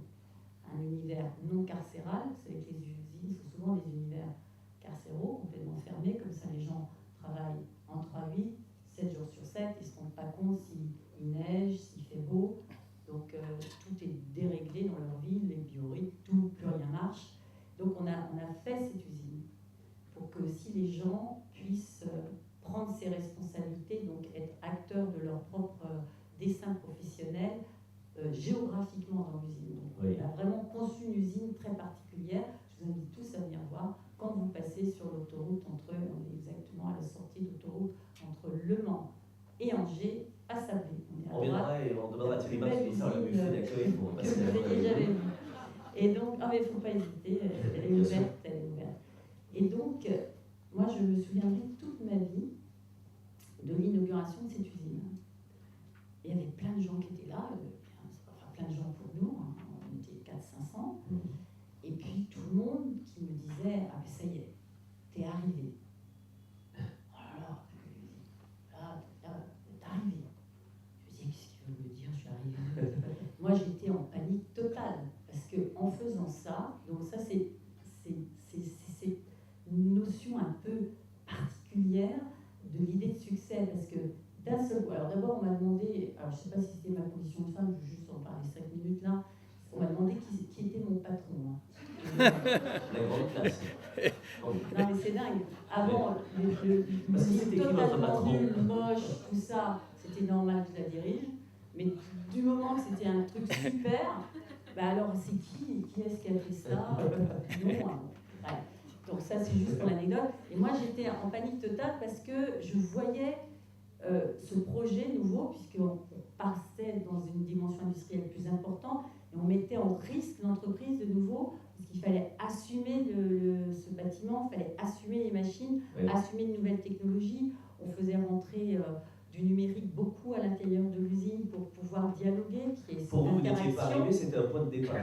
Pour moi, j'étais absolument... Et puis, toujours aujourd'hui, je ne me sens pas arrivée, mais il ne faut pas, dans ces conditions-là, je pense que vous comprenez bien ce que je vais dire.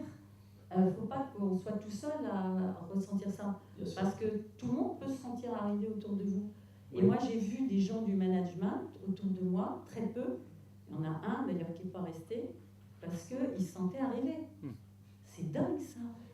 Merci. Le coup d'Angèle Michel. C'est très masculin, par contre, de se sentir arrivé. Je salue les hommes politiques qui nous regardent. Alors, dans ce que nous dit Sylvie qui est intéressant, il y a aussi cette notion de succès, qui peut être un succès. Le plus gros danger du succès, c'est quand il est considéré comme un succès juste par un premier cercle en fait, de gens totalement subjectifs et donc totalement inintéressants, on va dire la famille, les amants, les maîtresses, en gros le premier cercle. En gros, ces gens-là, quand ils trouvent que vous avez du succès, il faut d'ailleurs se méfier, parce qu'il faut regarder dans le cercle d'après, vraiment le regard critique, etc.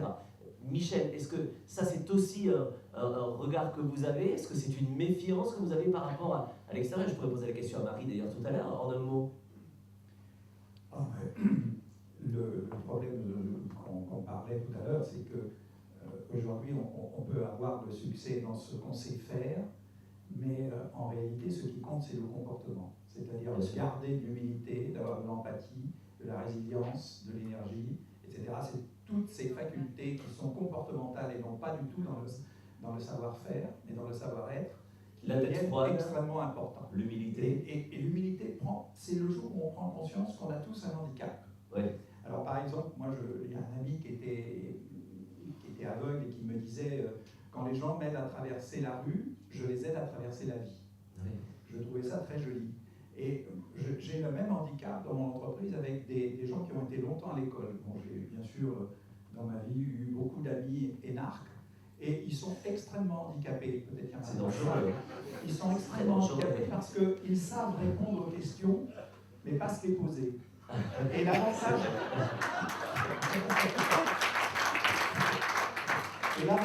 de ceux qui ont eu une vie dans le brouillard, c'est-à-dire qui sont effectivement au bas de l'échelle sociale, souvent, moi j'ai vu ça à Buenos Aires, en particulier en Uruguay, ces jeunes ont une capacité, ils sont dans le brouillard, ils ont une capacité de débrouillardise étonnante. C'est-à-dire qu'eux savent se poser des questions. Et donc ils ont dans un monde complexe comme celui qui arrive, ils ont cette faculté, si vous voulez, d'être un col rouge. J'appelle ça un col rouge, si vous voulez, parce que nous connaissait les cols blancs. On connaissait les cols bleus. Oui, c'est ça. On a le vôtre est pas mal l'énergie ce à la soir. place. Oui. On connaissait les cols blancs, mais on met des logiciels, excusez-moi, du numérique à la place. Et on ne connaît pas les cols rouges. C'est le toréador avec sa muleta rouge face au taureau. C'est-à-dire, c'est un esprit de finesse. Et ça, naturellement, les femmes ont en plus d'esprit de finesse, naturellement, que nous. Alors nous, on apprend. Vous rattrapez bien. On est aussi fort que vous. Mais on est c'est obligé super bien rattrapé. Marie, juste en regardant là-dessus, puis frère Samuel avait une question à vous poser. Alors pour moi, mes parents, c'était un succès. J'étais super content que j'étais chez UBS. Et après ça, j'avais signé pour un poste chez Rothschild. Donc c'était la fête à la maison. Et en même temps, à côté de ça, je ne leur avais pas dit, mais j'avais participé à un hackathon, donc c'est un concours de start-up, et que j'avais remporté. Et donc le prix, c'est d'être dans un incubateur à San Francisco. Et c'était en même temps que le début de chez Rothschild. Et Rothschild super bien payé, mes parents super contents, et au final, j'y vais pas. Je jette le contrat et je pars à San Francisco sans argent, sans équipe, juste une idée d'un projet. Et ça, c'était pas évident pour ma famille. Et le compte en banque n'était pas ouvert chez Rothschild. D'accord. Il y avait rien. Et l'incubateur, vous y avez passé du temps, puisque maintenant vous avez aussi des équipes aux États-Unis. Vous êtes 6 en France et à New York pour votre ça. Parce que vous voyez, elle ne dit pas l'humilité dans le succès, c'est de ne pas le dire aussi, donc moi je le dis pour vous. Frère Samuel, je vous ai vu interrogatif. Vous avez une question? Oui, moi j'aurais posé une question à tous. Je vais être très, très précis. Je n'ai jamais entrepris dans ma vie. C'est la première fois de ma vie que je fais ça. Parce que quand on est religieux, on n'entreprend rien. J'ai aidé la naissance de ma communauté, mais c'est pas entreprendre. Accompagner les gens ou faire des conférences, on n'entreprend rien, quoi. Ça veut pas dire, enfin, je sais pas si on réussit rien du coup parce qu'on n'entreprend rien. Ça c'est vous qui le dites. Oui. Voilà. Et le succès il est ambigu, puisque je vous ai dit tout à l'heure. Voilà. Et pour la première fois là, j'entreprends un projet. Et donc ma question c'est qu'est-ce qui fait que quand on n'y croit plus ou quand on a du mal à y croire, quand au fond l'horizon de réussir devient très brouillé, où est-ce que vous allez chercher le ressort qui fait que vous y allez quand même? Oui, parce que surtout que moi je suis dans un projet où j'engage d'autres, je suis en train de créer un centre culturel, donc il y a de l'argent que j'ai pas, il faut bosser avec des architectes, il faut bosser avec des gens qui finalement, au fur et à mesure qu'on bosse avec eux, ils n'ont pas la même tête qu'au début, il y en a qui partent, il y en a qui viennent. Certains on se dit bon, c'est beaucoup plus long que ce qu'on avait prévu. On se dit mais j'ai embarqué les gens dans un machin de fada, à un moment donné tout va foirer, ils vont se dire en fait, tu nous berger. Ouais, c'est ça. En gros, ou alors tu nous as complètement piégé, c'était juste du flanc, quoi. ton truc, ça marchera pas. Alors les gens, il y a plein de gens qui vous disent, mais oui, rassure-toi, ça va marcher, mais ils sont loin ceux-là. Ils ne vous donnent pas de sous, ils mettent pas la main à la pâte, quoi. Voilà. Et donc, ça m'intéresse de savoir, dans ces moments-là, parce que dans l'accompagnement des personnes en situation absolument catastrophique, moi j'arrive à trouver chez eux la raison de les aider à espérer, ça j'ai trouvé le truc, quoi. Moi je ne l'ai pas, mais eux ils l'ont, mais il faut juste le leur renvoyer. Mais là, vous faites comment? Voilà, ça m'intéresserait de savoir. Vous faites comment pour Alors, c'est quoi le ressort intérieur? Pas la recette, hein, l'endroit où vous allez chercher dedans, le truc qui vous dit « j'y vais quand même ». Comme c'est un sujet du baccalauréat et que chacun pourrait répondre en 4 heures... non, mais c'est un témoignage que je veux, pas des leçons. Hein. Donc, vous allez rester à 48 secondes chacun, parce que juste après, c'est eux qui vont prendre la parole. On est obligé de se frustrer ce soir, on était parti pour 4 heures d'affilée. Qui répond à frère Samuel? Marie, spontanément, voilà. Marie. Et Michel a bien compris le principe de la patate chaude, elle leur répond, ta petite, vas-y. Parce que, chère Marie, c'était pas très la affectueux, petite, non, non. Mais c'est mon côté sud-ouest, voyez, nous on est, voilà, pardon, là, il faut que je me rappelle. La grande Marie, je vous en prie. Vous avez réagi spontanément pour répondre quoi à frère Samuel? En tout cas, quand je suis très stressée ou je sens que je ne sais plus quoi faire et il y a plus, je ne sais plus où je dois aller, c'est important de prendre du temps avec soi-même. Et donc de méditer, de prendre ce temps dans la nature. Enfin, c'est vraiment de repenser à vivre, à manger doucement, à pas travailler avec un texto et en même temps un Skype. Donc de simplement aller doucement et de prendre ce temps avec soi-même. Si vous pouvez apprendre ça à la communauté, ce serait pas mal. Le petit Michel. Elle ne croit pas si bien dire, c'est super. C'est pour ça. Le petit Michel. Oui, mais c'est exactement ce qu'elle vient de dire. C'est-à-dire, quand on est dans une logique prédictive, c'est qu'on veut absolument arriver au but. Et là, vous allez échouer. Et à ce moment-là, il faut être dans une logique effectuelle, c'est-à-dire faire le chemin en marchant. Et regarder autour de vous. Vous allez obligatoirement trouver dans votre environnement l'élément qui va vous faire réussir là où vous pensiez que vous étiez en échec. La petite Sylvie. Je suis obligé de me rappeler, je suis tellement dans la petite Marie de Cabrel. En moi, fait, j'ai deux techniques. J'ai une paire de baskets et une planche à repasser. Bon. Et vous marchez avec lequel? Alors, dans les deux cas, c'est parfait. La paire de baskets, je cours. Et la planche, vous surfez? Je cours et je réfléchis beaucoup et je retrouve... c'est une forme pour retrouver mon énergie et pour voilà, toujours donner aussi cette énergie que je trouve, la rendre. Voilà. Et donc, porter cette énergie et que personne ne pense une minute qu'on va échouer. Il faut qu'on y aille, il faut qu'on se batte. Et puis la planche à repasser, alors moi je ne médite pas dans la nature, mais j'ai eu à élever une grande famille. Donc ben voilà, la planche à repasser c'est quand même un peu mon quotidien, tardif, même si j'ai été... Vous les avez pas mis au travail? Malgré tout, non, mais j'aime bien, c'est un truc que j'aime bien. Et c'est incroyable, il y a un texte de Christian Bobin qui observe sa femme qui repasse. Et il se dit, qu'est-ce qu'elle pense? Où elle va? Voilà. Où va sa pensée? Et je médite souvent sur ce texte-là en repassant, parce que c'est vrai, c'est un moment assez privilégié où on fait quelque chose de très matériel, finalement, où on est en don de soi, parce que, messieurs, vous ne le savez pas, mais quand on repasse vos chemises, on est en don de soi. C'est une petite chose qu'on apporte à la famille. Pas de sexisme dans ce sens-là non plus, parce que non, mais c'est quelque chose de très, à la fois intime, charnel, et très, voilà, c'est de l'amour.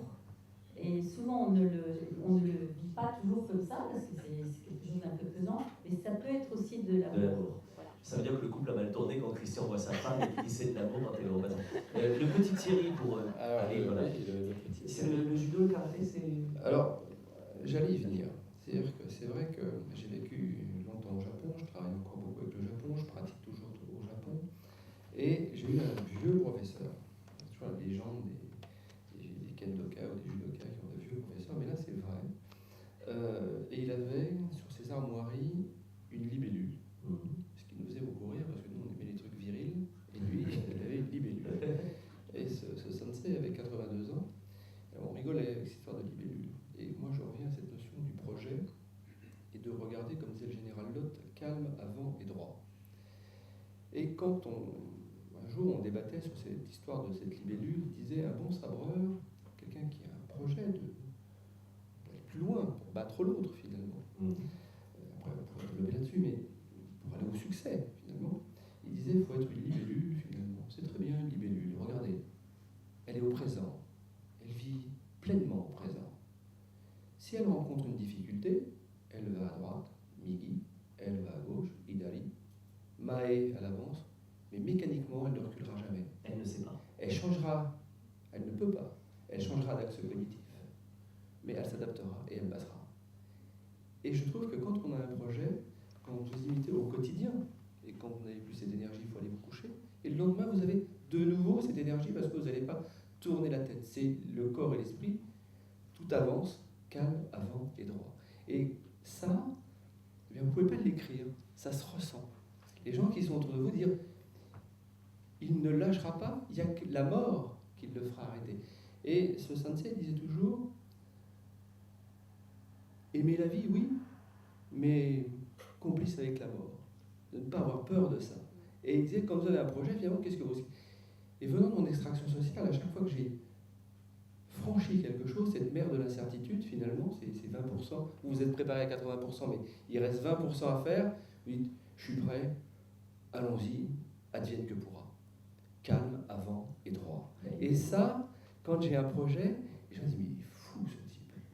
Il est fou ce type. C'est pas possible. Mais je suis tellement fou que ils finissent par vous aimer parce que vous portez quelques valeurs. Donc ils finissent par dire, il n'est pas si nul ce projet. Et vous allez trouver l'attraction qui fait que vous allez continuer. De toute façon, dans le passé, il n'y a rien. Le projet, il n'est pas dans votre dos. Il est devant. Et quand on dit à ces jeunes gens qui rentrent dans nos écoles, on leur dit, ne nous parlez pas de votre passé, s'il vous plaît. On va parler de votre projet. Et c'est ça, pour moi, qui fait qu'on va aller au bout du projet. Merci beaucoup pour vos réponses.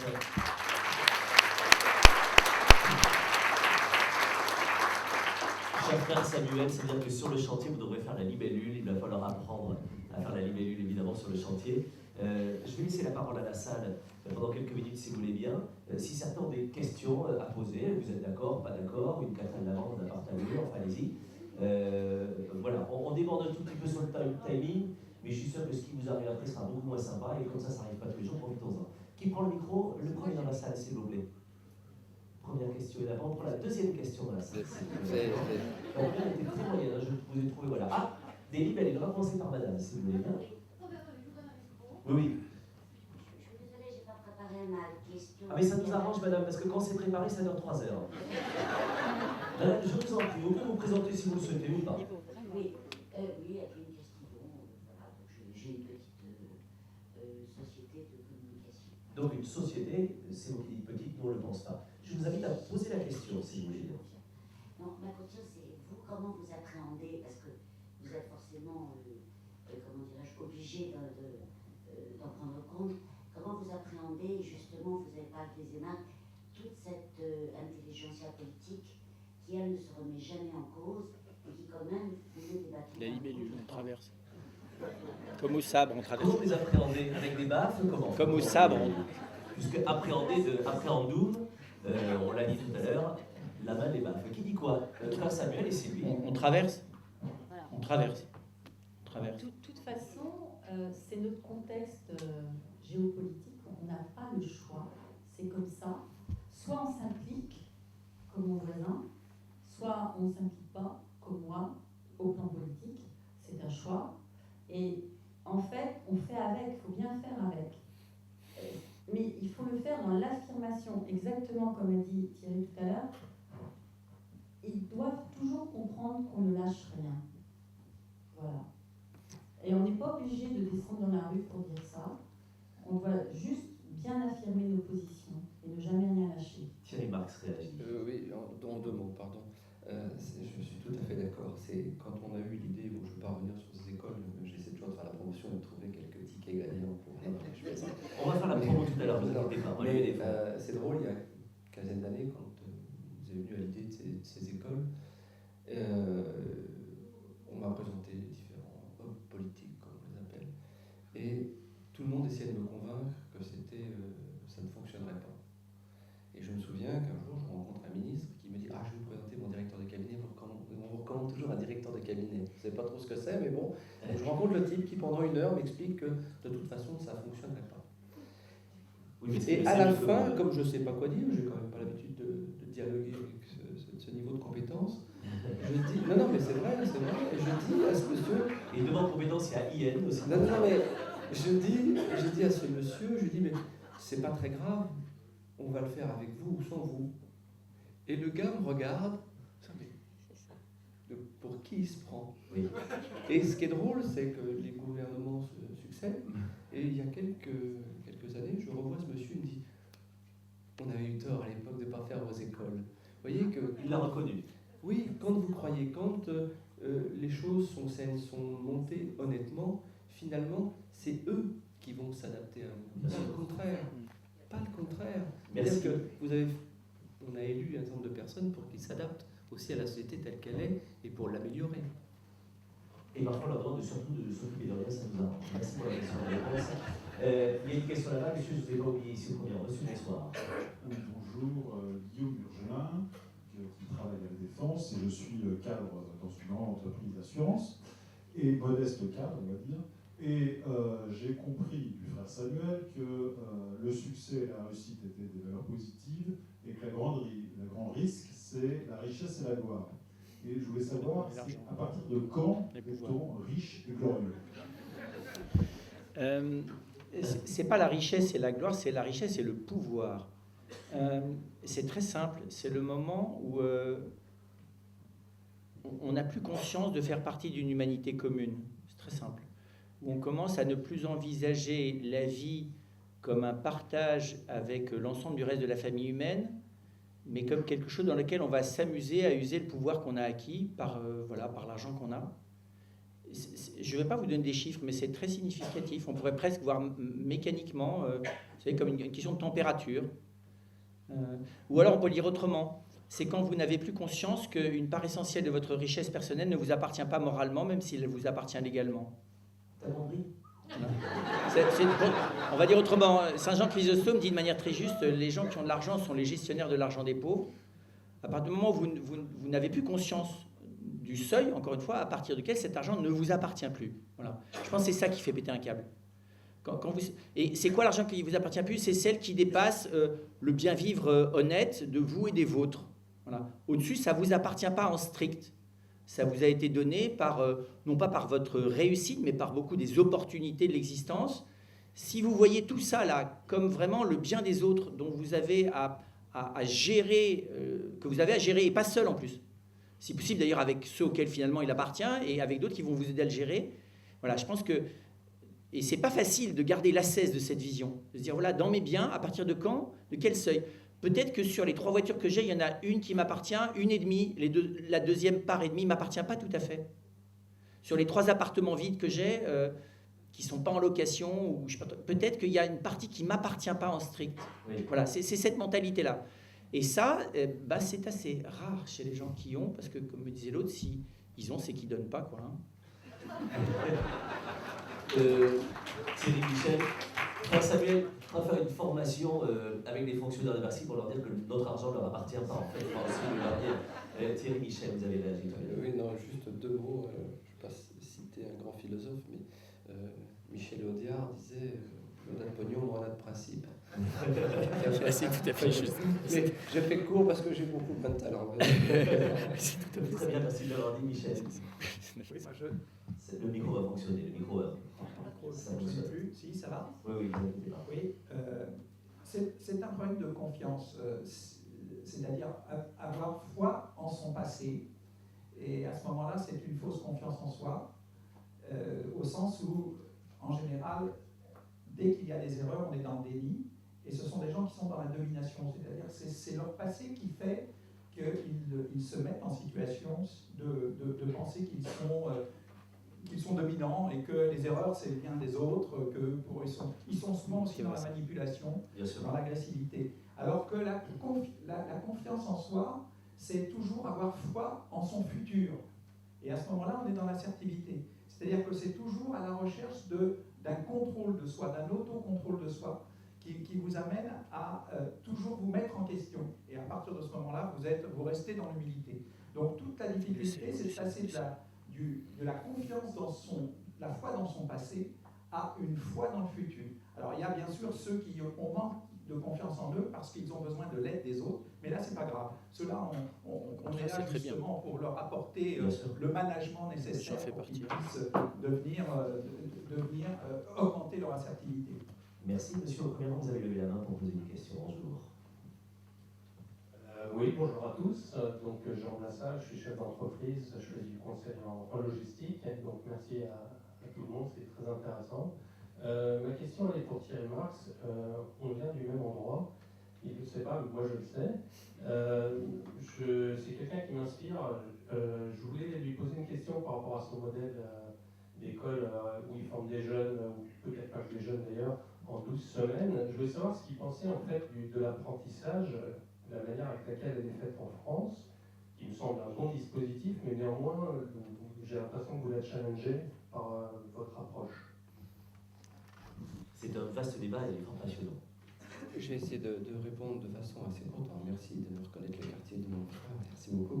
Mais l'apprentissage, oui, c'est un vaste problème. Je l'ai évoqué tout à l'heure et assez succinctement, on n'a pas de temps ce soir, mais c'est vrai qu'on est inégaux et différents face à la vie, c'est clair, et qu'en fonction de la scolarité que vous avez eue, de l'extraction sociale que vous venez, de la scolarité que vous avez eue et du CFA dans lequel vous allez vous trouver, il y a peu de chances que vous atteigniez le succès dans ce métier.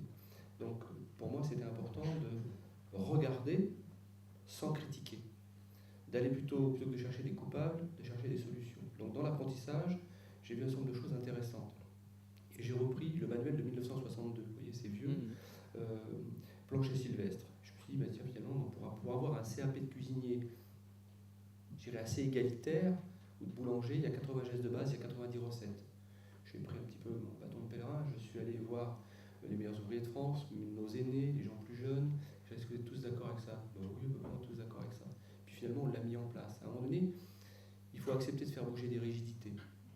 Et c'est ce qu'on a fait pour l'apprentissage des personnes en plus grande fragilité. Et c'est pour ça qu'aujourd'hui, on a un certain nombre de succès. Et c'est vrai qu'on a eu un certain nombre de critiques de la part du monde de l'apprentissage, parce qu'on voyait dans l'apprentissage aussi, il a fallu le faire reconnaître à mes confrères, qu'il y avait une partie du personnel qu'ils avaient, qui était un petit peu sous-payé, qui remplaçait bien souvent un actif formé qu'on ne remplaçait pas, et c'est l'apprenti qui finalement, en première année, en deuxième année, faisait le travail du salarié. Donc finalement, quand on a proposé les choses dans la vérité, honnêtement, vient le syndicat professionnel qui nous représente a finalement accepté que ce CQP soit reconnu. Alors, vous voyez, quand on est force de conviction, quand on est force de proposition, quand on n'essaie pas de chercher des coupables, mais plutôt des solutions, ça fonctionne. Et aujourd'hui, je peux rencontrer n'importe quel homme politique avec n'importe quelle idéologie, je tiendrai à peu près le même discours. Je crois qu'à un moment donné, il faut accepter de ne pas chercher des coupables, mais de chercher des solutions, de faire bouger des rigidités. Merci beaucoup de ce témoignage. Vous pouvez, Allez, je prends une ou deux dernières questions. Madame, bonsoir. Oui, bonsoir. Je m'appelle Marie-Laurence Leroy. J'ai cofondé depuis quelques temps une société de conseil pour aider les personnes entreprises à révéler leurs talents. J'ai une question concernant vous cinq, peut-être Thierry Marx en particulier. Quelle est votre recette, quelle est la clé finalement pour donner envie aux personnes qui vous ont aidé dans votre entreprise à vous aider? Thierry Marx et tous les autres, bien sûr, si vous le savez. Merci de cette question. C'était toute la complexité du manager finalement, c'est de faire naître le désir en permanence, au quotidien. Alors souvent, je me dis, j'aimerais bien avoir un manuel de management qu'on branche le matin et que 365 jours par an, ce manuel fonctionne. Finalement, je garde de ma vie en Asie un certain nombre de choses qui m'intéressent aujourd'hui dans le management. Et j'avais un professeur qui me disait toujours, construis sur ce qui ne se voit pas. La confiance, ça ne se voit pas. De se reconnecter à quelqu'un le matin, de serrer la main à quelqu'un le matin, c'est de la confiance. Vous le reconnaissez. Et il y a un certain nombre de choses que j'ai mis en pratique dans l'entreprise, dans les écoles, qui aujourd'hui fait que l'ensemble de mes collaborateurs ou de mes élèves, mes candidats ou mes professeurs se sont unis par la même volonté d'être les uns avec les autres et jamais les uns contre les autres pour atteindre chacun son propre épanouissement. Et c'est ça Et je veux dire que c'est très compliqué, que je travaille avec l'ensemble de mes collaborateurs tous les jours. Alors, et je finis sur une anecdote. Quand j'ai eu à reprendre le Mandarin Oriental, 450 collaborateurs sur Paris, on m'a dit la stratégie économique, qu'est-ce que vous comptez mettre en place? Fait comme tout le monde, j'ai essayé d'imaginer le doigt au vent ce qu'allaient être les prévisions, les forecasts, comme on dit, et puis quel modèle managérial vous allez mettre en place. Donc ça tombait bien, j'étais à l'INJ, au centre d'enseignement du judo, et je prends une affiche qu'on donne à tous les enfants qui commencent à faire du judo: avoir le sens de l'amitié, le sens de l'honneur, le courage, la camaraderie, le contrôle de soi. Il y en a 8 comme ça. Donc, je suis rentré en entreprise, j'ai les traduits en anglais. J'ai dit: est-ce que tout le monde est d'accord avec ça?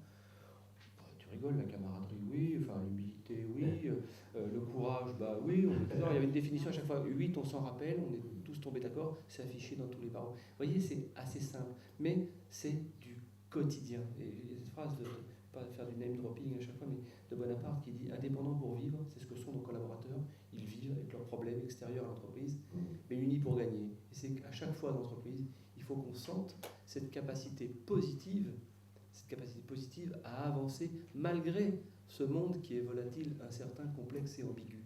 Mais c'est que dans cette unité de confiance qui fera que l'entreprise aura le succès, et que de succès, à mon avis, découlera l'épanouissement de chacun, je dirais, comme on dit chez les compagnons du devoir, en son grade et en sa qualité. Merci. Marie d'abord et Samuel juste après, pardon. Parce que je voulais un peu plus loin là-dedans. Pour répondre à la question de Madame, Marie, comment vous donnez envie à des entreprises, puisque vous avez convaincu 12 groupes du CAC 40 de vous suivre, mais aussi des collaborateurs, dont vous me disiez que certains avaient le double de votre âge, et puis des gens qui sont à New York et vous à Paris. Comment est-ce que l'on donne envie à ces gens-là de vous suivre et ensemble de partager ce qui peut faire le succès? Alors, c'est pas l'argent, on travaille énormément, parce que justement avec le décalage d'horaire, on a souvent des sessions Skype à 11h du soir et de WhatsApp à 2h du matin, mais on s'amuse. Il y a une ambiance de ouf. Tous les jours, on rigole, on apprend. Il n'y a pas un moment où justement on n'est pas ensemble et on s'est dit allez, on va faire changer les choses. Et dans les grands groupes, c'est pareil. Il n'y a pas une réunion au début, la personne en face de nous est de mauvaise humeur, elle a une réunion avant très stressante. Et à la fin de notre meeting, il y a cette énergie positive où on se dit on a envie de faire changer les choses dans l'intérieur de l'entreprise. Et c'est la même chose avec les mentors. Ils ont envie de justement, ils croient en notre vision et ils nous aident à l'accomplir. Merci de le partager ici. Frère Samuel, l'ambiance de où dont elle parlait? Oui, c'est les ambiances de fondation. Quand on fonde, quand on crée, c'est des ambiances de création. Comme c'est dans la durée quand même, il faut être lucide, il y a des phases de croissance. Il y a une première phase où je dirais il y a à la fois du projet et du charisme. Le charisme, il passe par des personnes singulières. Dans cette phase-là, il y a beaucoup d'enthousiasme, il y a aussi beaucoup d'identification, même quand on est jeune, des aînés, parce que les aînés peuvent s'identifier à une jeune. Il y a un phénomène d'identification, et donc en fait, les collaborateurs enthousiastes ne se différencient pas toujours de la personne qu'ils suivent. Il y a une phase B qui est difficile, où tout d'un coup, les rivalités apparaissent à l'intérieur des collaborateurs, à l'intérieur des disciples, à l'intérieur des... Voilà. Et où, au fond, chacun... Voilà, et où les égos, y compris d'ailleurs des fois de celui qui dirige, tout ça se met en interaction. Et là, on risque de passer par une phase d'éclatement si on ne le gère pas avec de la parole, de l'objectivation, de remettre le projet en avant par rapport à l'ego de chacun. Et en fait, la phase 3, c'est la phase où on rentre dans la pérennité. C'est là où, moi je dirais, où apparaît la fraternité, qui est moins euphorique que le début, mais où les gens vont accepter d'être pairs, PAIR, les uns par rapport aux autres, et où celui qui a lancé la direction apparaît peut-être moins au début comme une figure, moins de manière charismatique, mais plus comme celui qui accompagne, comme celui qui est une force d'appui, voilà, sur lequel aussi on a fait tout un travail de désillusionnement, on va dire ça comme ça. Hein. Voilà, donc c'est très étonnant ça.